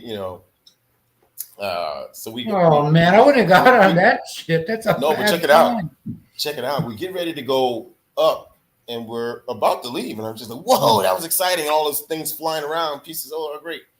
But he gets a call, and they make him go back where he was, land properly out in the middle of the field, and we all have to get off the aircraft, and some dudes from way back at the base have to come out and inspect this damn aircraft. So it took all day. We never got back in a decent amount of time to get a shower. Everybody else was gone and everything, we got screwed. Did they ever figure out why he did that? Why he took off like that? Yeah, he was whacking something else. He basically got misoriented because he kept looking. He was worried about us. Whacking something else. He's looking back at us. Was this at night or was it broad daylight? Not in a This sandstorm? This was at night, man. Oh! You'd be disoriented 8 feet off the ground. Oh! At night. Oh man. Yeah. So it was just one of those things that happens with the aviation guys. They just have to expect everything because they don't want something to happen and it falls out of the sky after you hit something, He's probably thinking, man, when I was in the desert, there's no trees. I didn't have to worry about this. I got to think about Yeah, what? topography. What do you think? Topography. What the fuck? Yeah, this guy was he had a lapse in his judgment and wasn't thinking or wasn't you know. And there was another dude up there with him, so I don't know why they couldn't figure it out. My friend's brother that just died. He was only 55. He was a pilot. He was a helicopter pilot, and he couldn't tell me they were on some secret mission because he couldn't talk about it. But all he knows is there were 5 people with him, and he woke up in the hospital, and he's the only one that lived. Oh, they went down. They got hit. He went down in the ocean. Probably heading over to the Middle East, I imagine. Wow. Yeah. I am very lucky to have never gone down, but I have been in aircraft when somebody misjudged the ground. What? Because we're in the mountains, you know. And then, around you, you're looking up in the mountain. So we have a heavy drop, right? And we hit the ground really hard. And I was like, That happened to Stevie Ray Vaughan's helicopter. They flew down in Alpine Valley here. They went right into the side of the hill. Oh, he actually ran. He flew into the hill. Was that where that happened in Wisconsin, Tony? Alpine Valley, yeah. Matter of fact, it was the end of the night. There were a couple there. I think there were 3 helicopters, and he had his choice of which one he wanted to go to. So they pointed to that one. He could just shrug his shoulders. I don't care. Eric Clapton's road manager was on that helicopter, and I forget who else. But because when he was playing there, I thought, I'll see him when he comes to Milwaukee, you know. But never did. See, Otis Redding died here too. Wow. He was still strapped in his seat. So the moral of the story is that don't fly to Wisconsin. Yeah. Don't fly out of. Fly out. Okay, there you go. Right. Don't drinks in my ad. No, that's okay. I'm gonna take a bus. Keep taking the bus. I'm taking a bus down to Chicago. Hey, did I tell you that the Army stuck me for 9 months in Toma? Where? Toma. Oh, Wisconsin. Yeah, I know where that is. Yeah, Fort McCoy. Fort McCoy. Yeah, we lived in Toma in a hotel called the Partridge Berry, the Cranberry Lodge Inn. Partridge in the pear tree. I'm sorry, Cranberry Lodge Inn, and we drove every morning to Fort McCoy. It was a really, we'll call them you know what a boondoggle is? I don't think so. A boondoggle is yeah. It's almost like a dog and pony show. It's a dog, except it's an extended one. It's a clusterfuck. It was like you're getting paid a whole lot for a whole lot of nothing. A whole lot of money. I was getting paid double TDY to be in this place. For what? And training money for nothing, chicks for free, and your chicks for free. It was crazy, man. So we check into this hotel, and the night that we check into the hotel, there was a bunch of these. I mean, there's this like karaoke thing going on, which I didn't even know what the hell karaoke was until that day. And I flew in there, and there's all of these Toma, Wisconsin chicks, and their big thing was Friday night karaoke at the Holiday Inn. Oh, and all of these single chicks are at this Holiday Inn, and then here all us military guys get out of our vehicles and our buses and our vans, and they're looking at us like we are fucking 12-ounce fucking ribeyes. Coochie fest. It's a coochie fest. Oh, there go Jonah. It was crazy. And a boondoggle. bunch of my friends, we used to go to these bowling tournaments, and we were up in Schwabenons by Green Bay, and they were playing these Indian guys pool, and they were trying so bad to lose, and they couldn't. They'd always win. And one of our friends, he liked doing drugs with whoever, and he went off to the bathroom with one of their 2 Indian guys there, and he went in the bathroom, and this other friend of mine, Danny, he's kicked back on his chair like this. And somebody said, "Hey, where's McNally at?" And he says, "He's in the bathroom smoking a joint with Cochise." and he just looked backward. The guy was looking down at him, man. Oh man. He thought he was gonna die, man. I never did the drug thing, thank God, because stuck in the military, I just kind of it wasn't my thing. But I tell you what, we had a bunch of soldiers who were, you could tell during the daytime that during the weekends they were probably doing it, and so I don't know. They were getting away with it. The ones that were in Germany, they were getting away with it somehow. Hey, but check this out. I had a first sergeant. Check this out, Tony. Please keep your train of thought. This is a quick story. I had a first sergeant when I was a commander that I had to pick each what is it, once a month, like 20%, I think it was, or 10. It was you had 1 month you had 20%, and then sometimes you had a 10%. So you had to roll the dice in my office in order to figure out whose social security number was going to get pulled, the last number, so they can take a urinalysis test.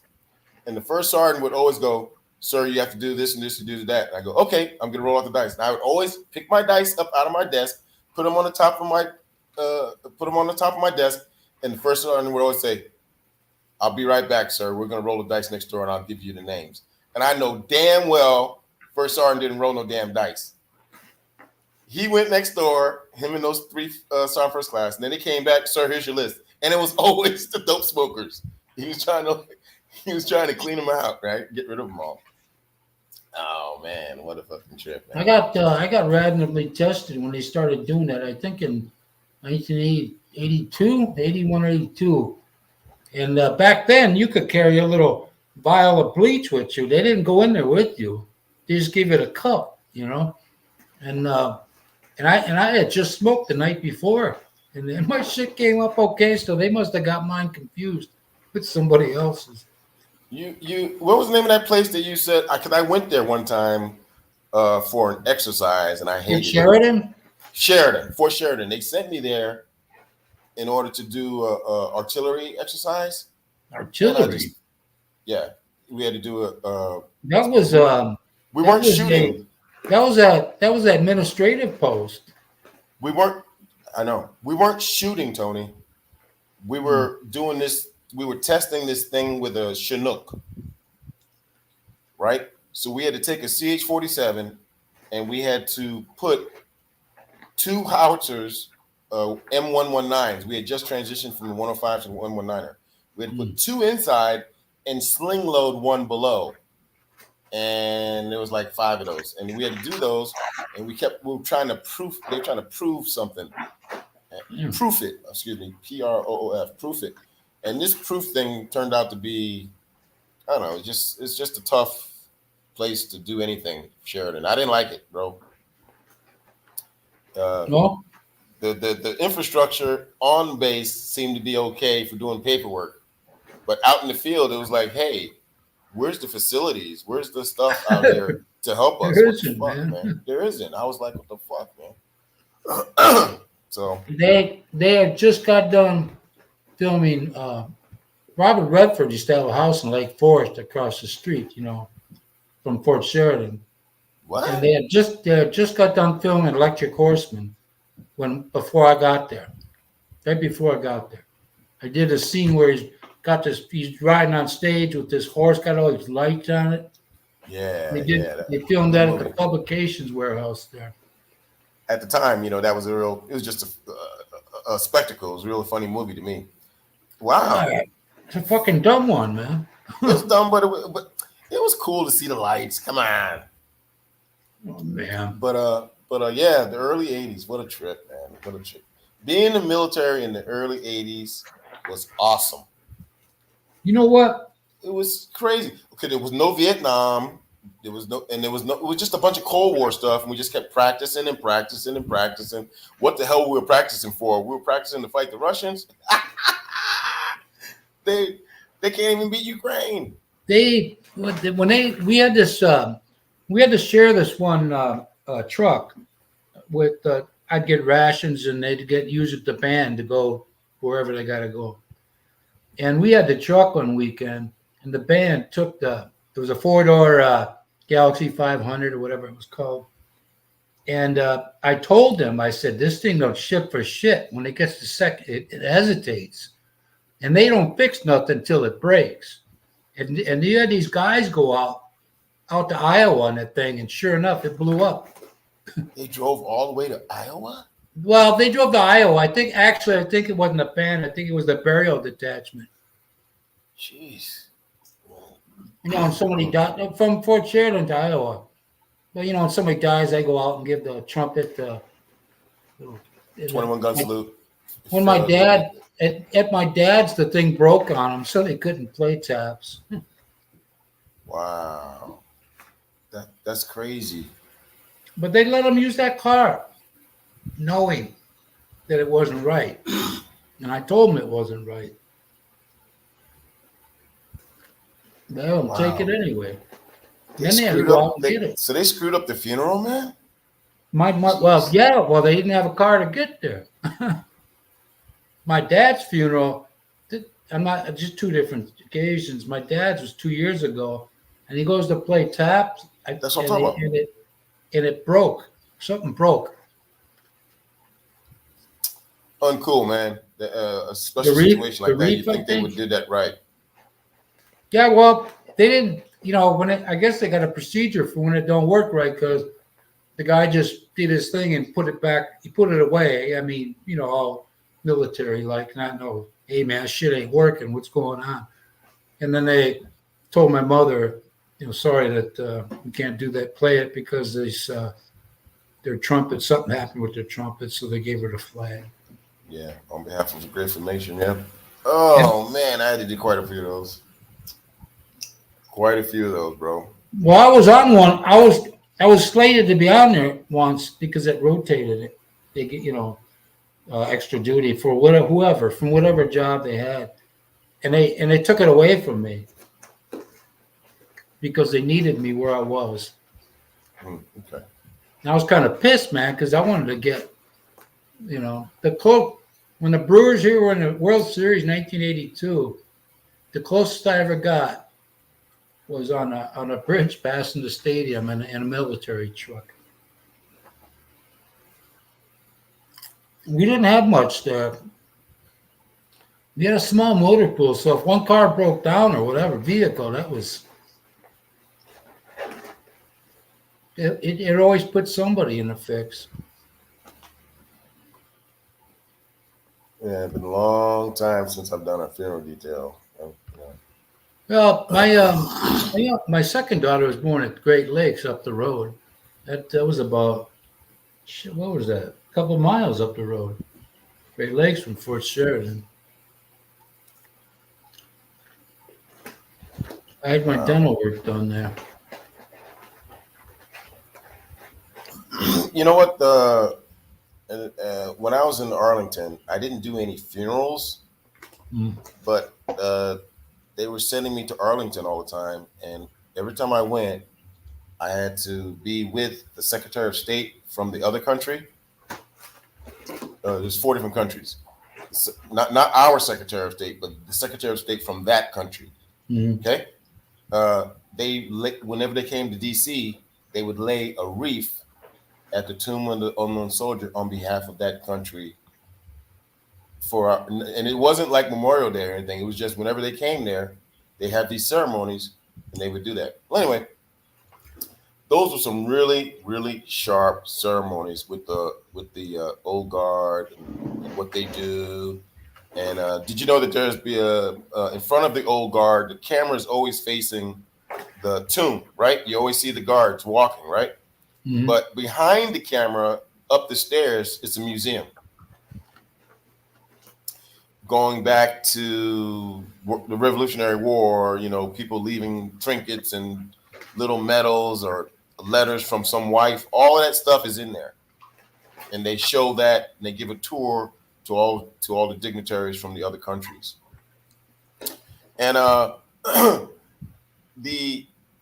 because you have to wear the same uniform, obviously, as the tomb of the old guard guys, the 3rd Infantry guys are wearing.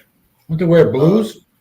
You have to wear your dress blues with the hat, the baseball, with the bus driver cap, in order to be in sync with the guards that you're walking with the Secretary of State from the other country to lay the wreath. Anyway,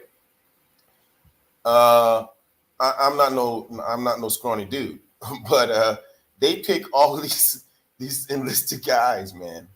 They're all tall. Did you ever see on TV how tall these guys are? Yeah, they're tall and thin. They're because the belt, the belt that goes around them. I mean, I was still okay, but you got to be fit to wear that uniform because you'll look like a pot-belly old stove guy. Michelin man. You Michelin man trying to hold your stomach in with that belt. Anyway, the old guard soldiers from the 3rd Infantry, these guys that are walking there, their belt is completely almost sucked in. They can't even fill the fucking belt out. That's how skinny these guys are. Hmm. I was like, these guys need to eat some chow. I don't know what it is about these. Hey, That's how they pick them. They want them to be skinny and tall like that. we had this guy. I was in a mess hall. We had this guy who was chaplain's assistant. Very nice guy, super guy. He was overweight. You had slender, medium, or obese. He was considered obese. So we had, we had this guy. All the old sergeants will come sit at the same table. I used to party with one of them. He was 42 at the time, and I was like 22. He's get high with him. And he had a friend. Guy had 40 years combined service. His name was Jack. He had a crew cut, just like Jack Nicholson in the movie. And the guy would always. It was a comical, 20 minutes with these guys every day, always cutting jokes. And he saw this. He saw the chaplain's assistant because you could get as many desserts as you wanted. So he saw him getting all these desserts, and he says to everybody at the table, he goes, look at that fat fucker getting all that shit. So I started laughing. I thought he was making a joke, but he was serious. And he went over to him and he said, excuse me there, Private, are you on the Fat Man program? And he said, no, Master Sergeant, I'm not. He said, what in the fuck you eating all that shit there for? He was... Wow. I felt bad for the guy, but this guy took because it's delicious, Master Sergeant. He took it seriously, man. I mean, this guy would crack jokes every day. That's why I thought he was making a laugh about it. But he would see when people would come in, he'd be judging, his shoes look good or whatever. I tell you what, I was flying Space A out of Okinawa, TDY, and I saw this guy in a Navy uniform. You know how they had the khakis, Dice? Yeah. Like them light brown khakis. Yep. This dude, I never saw such a huge guy in the Navy. I think he was a chief, right? Wow. This guy, I mean, he was overflowing from the chairs that you sit in, to wait for your flight. Mm-hmm. And I'm thinking, I was probably an E4 or something. And, I was in shape, but I'm like, man, how does he get away with that? Don't they have weight standards? But, yeah, I mean, there's rules and then there's rules, So, some guys mysteriously get a waiver, Well, I was joint, so I got to work around everybody. And, there was a guy named General Beidler, and he was the J5 for CENTCOM back in my day, right? So he would fly in from Tampa, Florida to the Middle East to see us and do this and that. And one day he told me, hey, these guys that are working around you, they're all fat. And I just didn't know what to say because I was in the Army. So I was a lieutenant colonel. There was a full bird colonel. There's generals. There's admirals around me. What, from I'm not other in charge branches? of these guys. Yeah. So, but this guy took it upon. He kind of like, you need to start doing something with these people. I was like, oh, what are you gonna say? I was like, yes, sir. I was thinking about the same thing, and I'll work on it. But I didn't really know what could I do, But he left, and he never came back and bothered me about it again. But I was shocked that he told me that day. He goes, "What the hell's going on here?" And I was like, we're working at an embassy, sir. Most of these guys are at the end of their. I didn't say that to him, right? We're at the embassy, and most of these guys are at the end of their career. And the Army, the military, Army, Navy, they have them for their brain, for all their knowledge. to do this stuff that we were doing. And their I don't want them clearances. running around no damn obstacle course or doing any physical training and all that stuff. So I don't know. I just, Roger, sir, I was thinking about getting some people together and working on that. And he goes, I think that would be the right thing to do. I said, Roger, sir. I was just trying to like pander him so he just didn't get on my ass. Who was this dude? Was this dude an Army general? He was a Marine 2-star.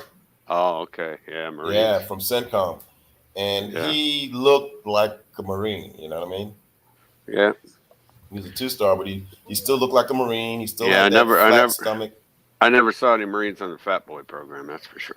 Nah, I don't think so. You know, I told you guys, remember when I was assigned to the Marines, the 205th Marine Division, the 4th Marine Division, 200 and something, whatever they were. I was assigned to that Marine Division in Picatinny Arsenal, New Jersey. We're landlocked. We're not even, we're just some little unit, right? What rank were you in? I was a major. And I just got promoted to major. Well, anyway, I'm in this unit, and my boss, who was a full bird colonel in Fort Knox, who assigned me to that unit for this program, he said, all of your admin and logistics and everything come from the Marines, okay? Got it? And I was like, roger that, sir. He was a lieutenant colonel, sorry. So, yes, sir. And I signed into the Marine Division, and they were real nice to me at first. And then they started doing bullshit, man. Started doing Marine stuff. Hey, sir, we're going to be going to the range, and we've got your weapon for you already assigned, and you got to qualify on this right for this 6-month thing. I was like, I'm busy doing I'm doing a totally different job. I'm doing like paperwork stuff. I said, okay. Research and development. So I said, okay, I'm going to go. So we go there, and you know what these guys are doing? They're doing ranging. Do you know what ranging is in the Marines? You fucking sit your ass down on the ground, on your butt, and different positions. And then you move back, and you sit down and do another position, and you shoot at the target. The target's not moving. Your ass is moving. Right? And it was hard as fuck, but I did it. And they had an assigned weapon for me, but it was a Marine, they just had all this stuff. It was like it's a Marine weapon. And then when we did the physical training, they're like, sir, you're going to be running 3 miles today. No. I was like, I'm in the Army. I run 2 miles, and I'm very good. I'm good at running. I'm a young guy. I'm good, right? And he goes, sir, we know that. We look at you. You physically, you fit just like us. Listen to me. The general here told us what you're going to do. You want to talk to the general, you can do that, but you're going to run 3 miles, and we're going to give you a split time and tell you what your time would be for 2 miles. And this motherfucker's so crazy. And I would talk to him because I'm a fucking major. I was like, Gunny, listen. He goes, Roger. He listened to me though. Roger. Oh, this was a Gunny telling you what you need to do. Yes. Oh, he was like, that's. But listen to me. He was like, yes, sir. Roger that, sir. Roger that, sir. Absolutely, sir. You're absolutely correct, sir. You're gonna run 3 miles. Sergeant. I was like, fuck. So I ran the 3 miles. I did it 3 times. And then 18 months, I was finished with that program. They made me, I got a different job. They made me something else. I became an inspector general. They sent me to Fort Belvoir, Virginia. And I wish I was back with the Marines. John's got the greatest sense of humor here. I don't know. Yeah, the Marine guys they were all robots, bro. None of them had any sense of humor. He says when you're older, it's called special oops. They don't. And I realized that once I realized that they were like the way they were, whenever they came to me with some bullshit, I would go, okay, Roger, tell me what it is, and I'll figure it out, and I'll do it, because you have to keep them happy because they were my the officers around. The officers around us, man, they did get away. They're supposed to do all this shit like we were when it comes to calisthenics or whatever, but they'd always give them a pass or have them do half the shit they were supposed to do. Yeah, but if I was in the Army somewhere, I think you're right. But I was in this joint thing, and you're not going to mess with the. No, well, no, you're not. But I mean, You know, if you're there like in Ranger training or some shit, you know. Yeah, that was a good rope. I didn't like that bullshit either. That was some bullshit. Hey, so listen to me. If you want to be a ranger or special forces or whatever you want to be, if you're trying to be that, I respect that, and I respect that person. And if you're in the training voluntarily, if you're in the training, well, if they tell you to jump off a building, if you want to be whatever, you got to jump off that. You got to do what they tell you to do because you want to be that. You're trying to strive to that. But check this out. I was at Fort Sill, Oklahoma, and I got assigned to a light infantry division as a field artillery officer. And they said, hey, in less than 6 months, you're going to leave here and you're going to a light division. You got picked for this. And I go, Roger that. Okay, I'm good. I'm like, I'm a bony little second lieutenant. I'm good to go. But then they said, okay, now you got to go to Ranger training. And I was like, whoa, hold on there. I'm not going to go to Ranger school. And he goes, I thought that was a voluntary thing. That's what I'm telling you. It's supposed to be voluntary.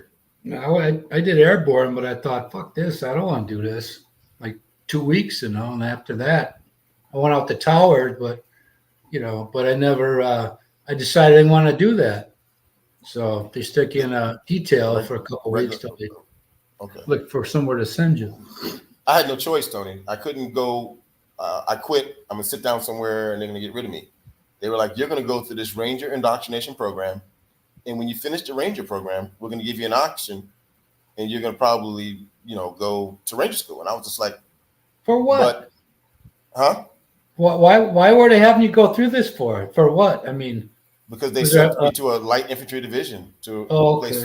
Yeah. And anyway, a rifle company at Fort Drum, New York. So they said, okay, Lieutenant, you need to go. It wasn't just me. It was a whole bunch of us. Mm-hmm. It must have been 60 guys. And they're like, okay, you guys are all going to go through this program. And believe it or not, like 20 of those guys at the end of the program, they still liked it. And they were like, okay, we're going to go to Ranger school. And they went to Ranger school. And I was one of those guys, they call you in the office individually and they go, okay, look, you had a really hard time at this, but you actually did okay. You passed it, but you're going to have to work harder when you get there. So I was like, get where? And they're like, well, we got a slot for you. Are you going to go? And I was like, sir, I can barely walk right now. I said, thank you, but no, thank you. I'm not going. I got to really heal this leg, this ankle. And he was like, okay, well, you're going to stay here. We're going to check you into the doc. We know you're going to probably end up in the hospital, but when you finish, you can still go. And I was like, okay, sir, we'll think about it. I got to get healed up. Right. Right. Okay. I was like, this guy's crazy, man. So I got all healed up. I stayed there in the BOQ. And after I got out the hospital, and when it was time for me to go, I remember he saw me in the office too when they were doing all their thing, and he's just kind of looking at me crazy, like, he's not going to go. Hey, I'm going to my division. I'm getting the hell out of here. Some of these guys, you could tell the freaking serious lifers, man. I mean, other guys like you that would do stuff, but some of these other fuckers, they were possessed, man. They were Mr. Army. Laying on them hot coals on your bare back, and they do it. Yeah, everything had to have a common sense approach to me, bro. Hey, it had to make sense. My God. Oh, I was one of those guys, man. If things didn't make sense, I'm not putting all of us.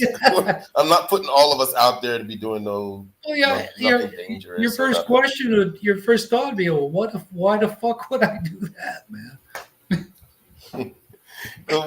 I told you one time we were in Chicago and we're doing a mission, and they were like, okay, we're reading I'm reading the orders, and then we're going to activate this National Guard unit, and they're going to go to Afghanistan, right? So I read the orders, sergeants take over this team of guys, and we do our thing. The people look all sad or whatever. Then I said, you got to report to Fort McCoy, Wisconsin, in so many days. We're going to meet you there, and we're going to put you through this H search, V search, personnel search, vehicle search, IED awareness, and all shit. You're going to Afghanistan, man.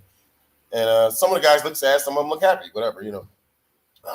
So you're in the National Guard, you're, you know, President, you know, you got activated. So now we got to drive from Chicago, but this is the deal. We've got kind of some time, and I put it up to the soldiers. I mean, to the sergeants. I said, "Hey, look, you guys want to haul ass back? You know, we can haul ass back. Maybe get it. It's not going to be much time. You know, you only get maybe 1 day at Fort Knox to see your family, whatever." I thought you were at Sheridan. You moved down to Knox? No. I'm stationed at Fort Knox. Okay. Yeah. Fort Knox, Kentucky. And at Sheridan, we were just doing, this is when I was something else. I was just doing a test. We were testing some artillery stuff.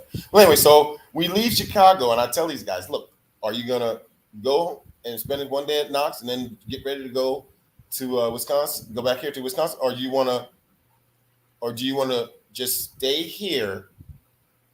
We can catch a game, the Bulls game, and then all of them, before I can even finish, they were like, "Hey, sir, we're going to stay here and watch." Is it guaranteed that we got tickets? I said, I got a thing worked out as the, you know, the war and everything. As you know, we're going to wear our uniform. We're going to get into the game for free. So yeah, so they were like, "Sir, fuck that. We're staying here."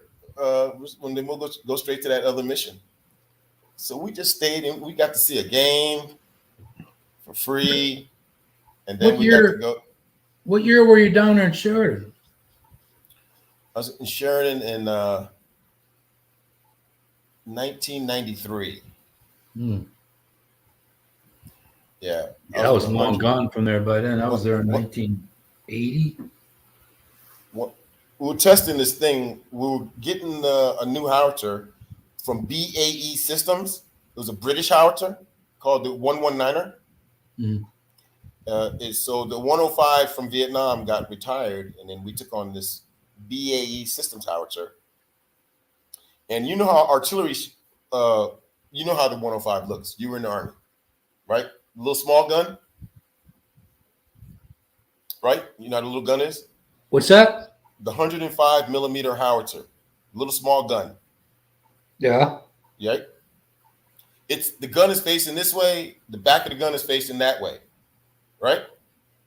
But you know, it's a gun, right? But the 119er from BAE Systems, which was the NATO gun that we got from the British, and the British gave to somebody else, and you know, it ended up being this fucking NATO gun. This gun was facing the opposite direction.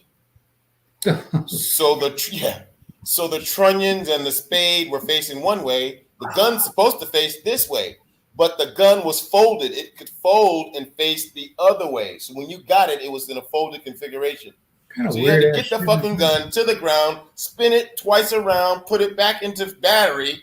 Once the gun was in the battery, then you'd lock it down, and then the trunnions would all work after you connect these calipers to it, right? It was supposed to save space and time and all this, but it wasted time because you had to spin it twice around for it to get into battery.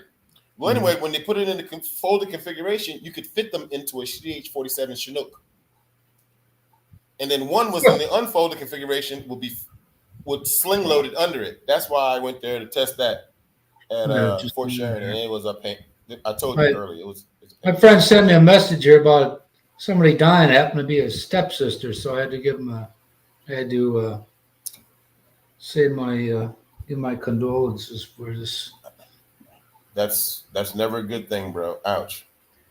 I had to do it twice, and I mean, my actual, you know, my brother, my sister, I had to do it twice, and never want to do it again. That hurt.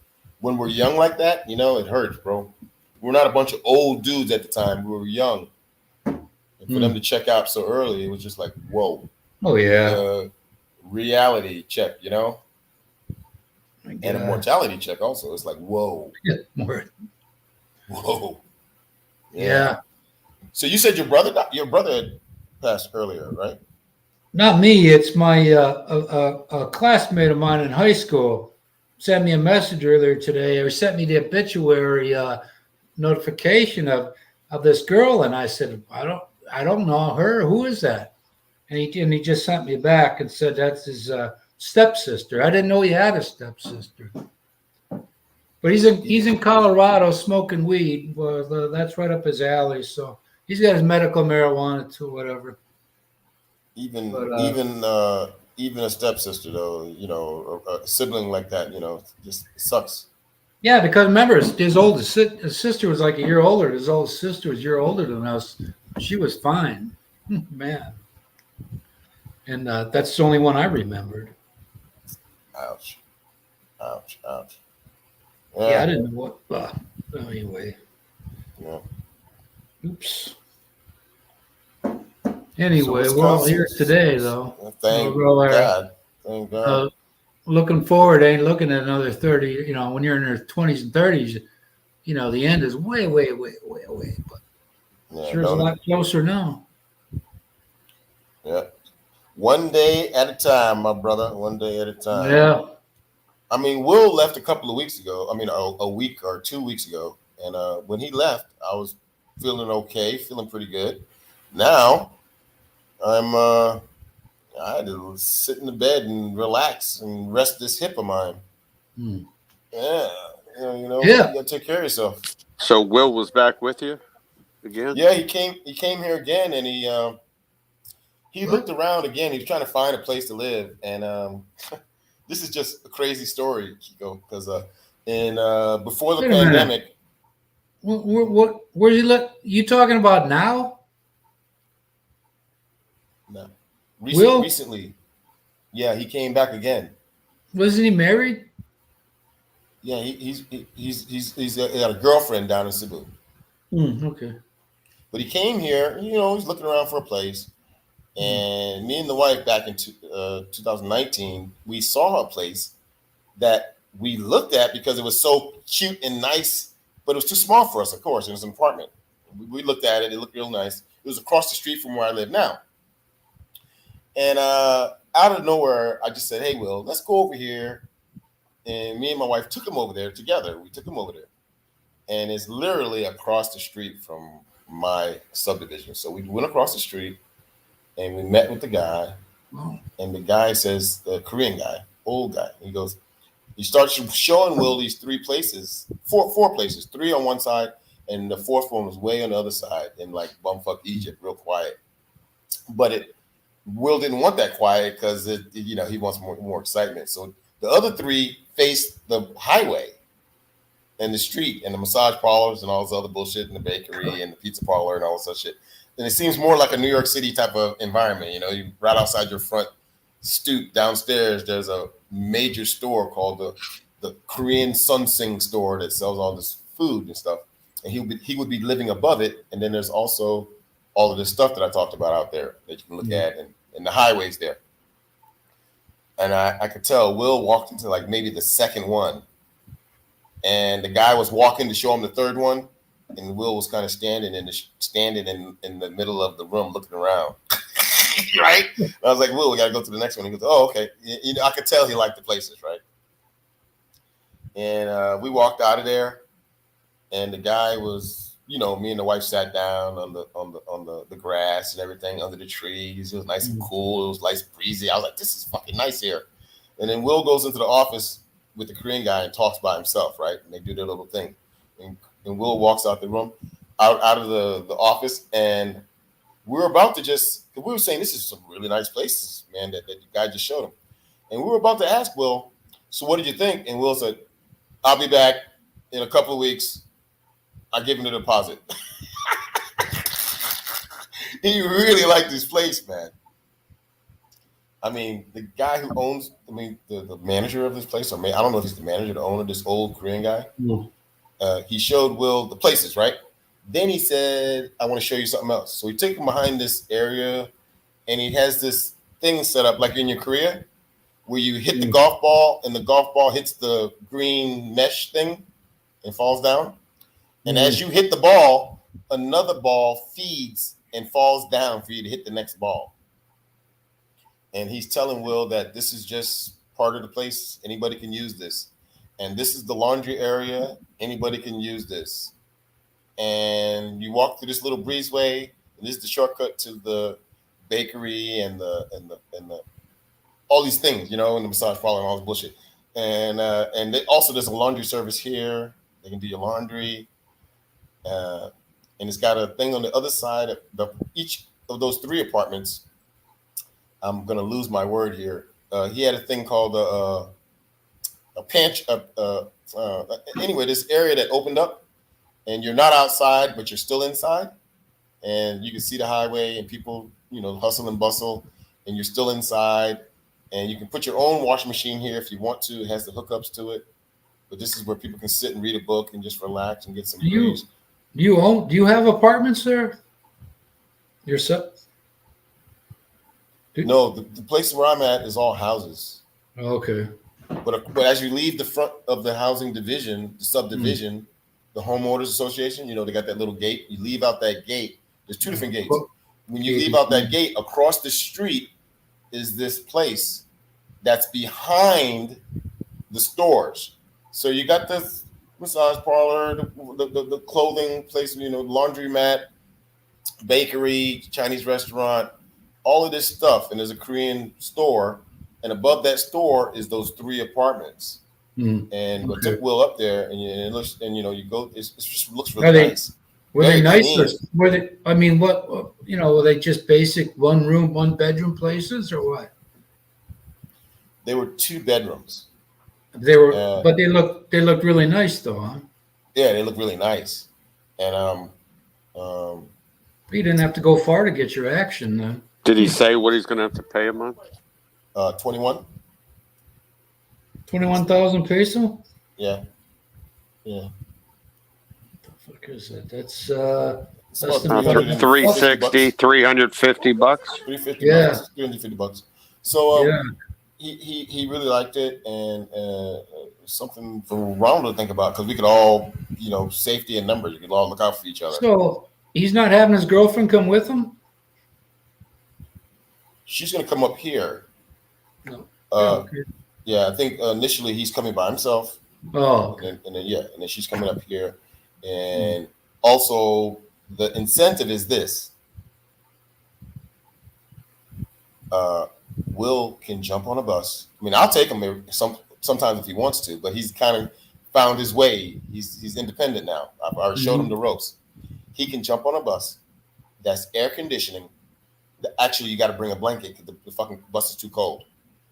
It's air conditioning, and it drops you off point to point from the Clark Air Force Base terminal to the Manila NEMA terminal number 3, and then you get in a taxi and you're at VA. Good morning, Craig. Which, by the way, he did it on that Thursday. I dropped him off at 3 a.m. He took that same bus that we're talking about, called the Genesis bus. The bus took him to the terminal. He took a taxi to VA. I think he got to VA around about 6:30 in the morning. VA opens at 7:30, and he went to his appointment at the VA, and then he got on the ferry at 6 p.m. and went back to Cebu. Right? Hey, what's up, bro? What's up, Craig? How long of a ride is it from where you are to the VA there in Manila? It takes about 3 hours. Okay. Yeah. So if I'm driving, but the bus can get there in 2 hours. Yeah, it makes many stops, I'm sure. No. Really? Point to point bus. It's from one terminal to the other. And they got some secret little road that they can get on when you're driving. The bus has its own thing, and the bus is just hauling ass. The bus has no traffic. Yeah, they're reckless there, man. But I rode in buses down roads that you'd see in the movies with looking over the side of a cliff and raining outside. It was just so freaking. But Tony, what he's talking about in the city, they got their own lane. Like they got their own lane. That's the way it is. Nice paved road. Well, down by where my wife is at is what you're talking about. Like Antipolo, where you're going that wildy coyote, you're going around and around the circle of some fucking mountains and shit. But Kiko just said it. This bus is on called NLEX, Northern Expressway Luzon Highway. It's a fucking highway. You know, there's always a lane just meant for a specific thing or vehicle. But you know, how many people follow that shit? You know, I'm saying. What I don't know. I want to try to explain to you. There's a fence. It's like another road. I can see the buses over there, but I can't drive over there with my car. Okay. And the buses are over there. That's what you get on when you get on the bus at the NLEX. They're lucky. But in Manila, you're right. I mean, inside the city, they got that bus lane. But right now, it's very, very enforced. They put the Jersey barriers. You can't even drive over there. The bus is on the far left, and you can't go over there. There's some brakes in it someplace for emergency vehicles or whatever. But if you ever make a mistake and go on there, you're trying your best to get the fuck off of there to wait for your ambulance break so you can get back into the regular thing. Because if the cop catches you over there in Manila, you are fucked, man. Yeah. They're not playing now. They used to do that a long time. They put Jersey barriers. It's not like a green line that says, "Oh, you shouldn't go over here," and people go over there a little bit, to cheat. No, now there's Jersey barriers, and you can't do it. They are very, very. Now, before the pandemic, it was wide open. You're mixing with buses and all of this shit. Now, after the pandemic, they've got a bus lane on the far left and a motorcycle lane on the far right. And you're in the middle with the regular cars. And if you go to one of those lanes by mistake, they're going to stop you, bro. Not nowadays. They didn't do that before. It was like a madhouse. But they're trying to get some discipline here in Manila now. So Jack's going to be up in a couple of weeks then, are you? Will. Oh, Will. Yeah. What did I say, Yeah, Jack? he's coming on first week, like the 3rd. He's coming at the beginning of October, like next week? Week after. He's coming, and he's going to talk to the Korean guy and finish doing whatever he's doing to sign his paperwork or whatever. And then he's going to get his other appointment. Now, let me tell you something. Now, Will did some things that I told him to do. He didn't have to listen to me. I'm not his dad. I'm old enough to be his dad. My daughter's older than him. You know what I'm saying? But he was smart enough to listen to me. And while he was here, while he was visiting me, chit-chatting and drinking some beer and talking and just relaxing, he got a phone call from the VA. Huh. Will has 90% now, and they want him to come back for the other couple appointments so we can get his 100%. Did you hear what I just tell you? Did you hear what I just said? Yeah. Oh, God dang it. So I know people think I'm full of shit, but you need to fucking somebody would if somebody wanted 100%, they should bring their ass here, link up with me. You need to stay here for a little while, whatever. You need to go down there and take this thing, do this appointment, set this stuff up with this lady, Dr. whatever his name is, Oglio, this guy. Get your stuff done. Is that wait for your appointment? Huh? Is that for service-related issues only? I really don't know his business. I don't. Or me? No, I know. Mine is all service connected. I just meant is it the VA is usually for those that have service-related issues to their something when they were in the service. Like I'm a veteran, but I'm not. I didn't have nothing happen to me while I was in, so I can't go to that place. You may not be able to go because you didn't have an accident or anything, or you weren't shot at or hurt or blown up. But right. Yeah, you were in the military and you have your records. So, for example, I'm not talking about being in the war zone. I'm talking about before the war zone. Something happened to my leg. My foot when I was in Panama. Okay. And it happened pretty bad. In my records, I mean, they research everything, man, and they give you, they give you a feedback and say, "Oh yeah, we do remember that. That's why you're having that problem with your foot, with the veins swelling up every 3 or 4 months. You had phlebitis, and then you left Fort Drum with the phlebitis from the frozen leg. Then you went to Panama for this fucking jungle warfare training, and that thing cut your foot on the tree called black palm." Black palm thing, cut your foot. So all of a sudden that's service connected, right? Right. So they gave me that. That's just one thing. That was only I like think the only thing I had was my the hell did I have? I had one thing. Well, I ripped my eyelid. Geez, from a back of a truck. Ouch. I mean, the top of the eyelid. I had a little plastic surgery done. Tinnitus, It's pretty good now. hearing. Well, my hearing's bad now. Shit. Well, I'm just telling you, there's a million things on that thing. You can get at least 50 or 60. I'm telling you, for all of our service, for all the stuff that I used to do or you did or whatever, it's worth it to try to get some of it back. Because I tell you, if you never was in the military and you didn't do all that running and jumping and all that crazy stuff, you'd probably be in a lot better shape. You see some of these guys that are 400 pounds and they live to be 80. And I'm running around, jumping around, doing all this dumb shit. Like I told you, why am I going to the Ranger indoctrination program and going through everything that they went through as a test to see if you can make it by putting it? I didn't ask for that.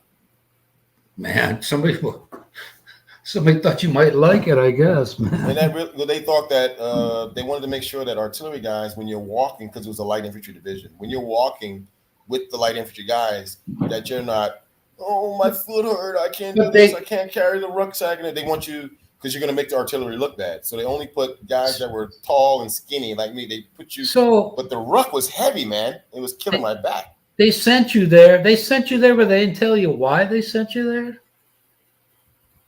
They said, in order to be in this light division, right, you have to go through this training. But I didn't even ask for the light division. They just kind of picked stuff. I didn't ask for artillery. Oh, no. I asked to be a signal officer. I was communications and electronic communications when I was an enlisted guy. It was right up my alley. And they were like, no, what they said, you will get it, no problem, don't worry about it. But you have to put 5 other choices on here. 6 choices. Nah. And I put them on there, and not one of my 6 choices was artillery. And they said, the Department of the Army, I'm sorry, this is 1990, and we're making a decision now that we must put more minorities in infantry, artillery, and combat arms. You're an officer too. And I was like, what? So I had no choice as an officer to argue. Yeah, when I had an MOS not open anymore, it was Hercules missiles, and I didn't know that. I could have said, well, forget it then. I'll go home. Send me home. Take me out of the Army. I didn't realize any of that till after I picked a different one. Then they said, well, they can't hold you to that contract anymore. And I thought, what the fuck? I don't know what's what. So I could have gotten out, but at the time there were no jobs, and I stayed in. A recovery specialist they didn't have. But a recovery specialist. They at the time that's what I wanted to go, and they didn't have an opening. Oh man, let me tell you. In Maryland, Aberdeen. Oh my God, I was a commander of a unit that was a logistics unit, a 1/6 field artillery service battery. It's a big job in Germany. So check this out.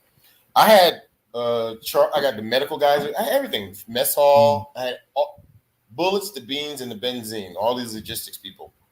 Anyway, some of the most technical and smartest and guys that I had that ended up getting out the Army and becoming very blue-collar millionaires, they called them, were all the Hemet wrecker guys.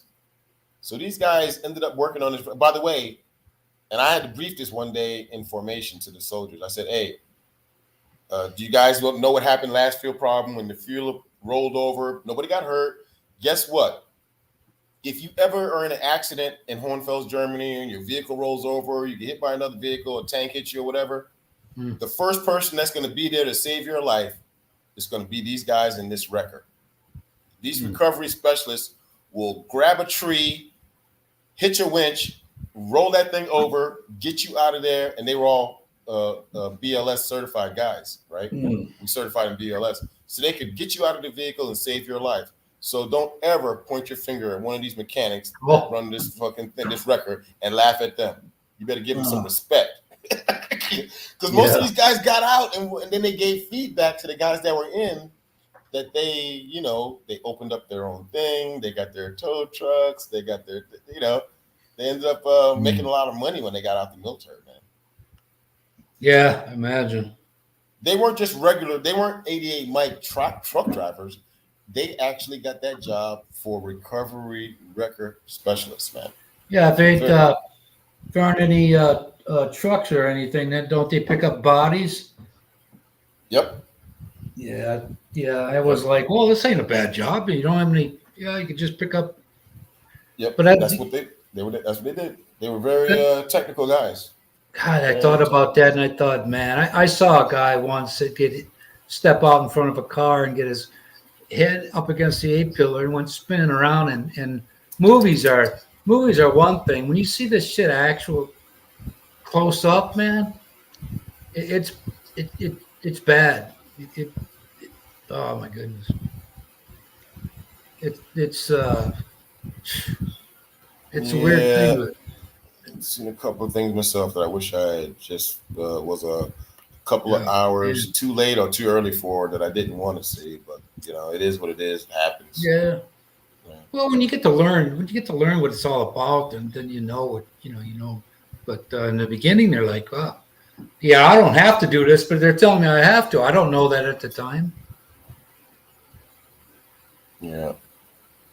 But overall, brother, it's a good experience. You should be very, very proud that you did your little time in the Army and you made it happen, and that's great, man. Yeah, my cousin though, he was in Vietnam. He's about 70. Shit, I don't even know, 72 or 73, and he was at Fort Sheridan when I was, but he was a lot older than me, so we never got together, but he got drafted, and I think one of his schoolmates got drafted too. They went in together, and he got out. He did his tour, and he got out. And about a year and a half or 2 years, he went back, and at his mom's funeral, this is a few years ago, I said, "Well, why'd you go back, Danny?"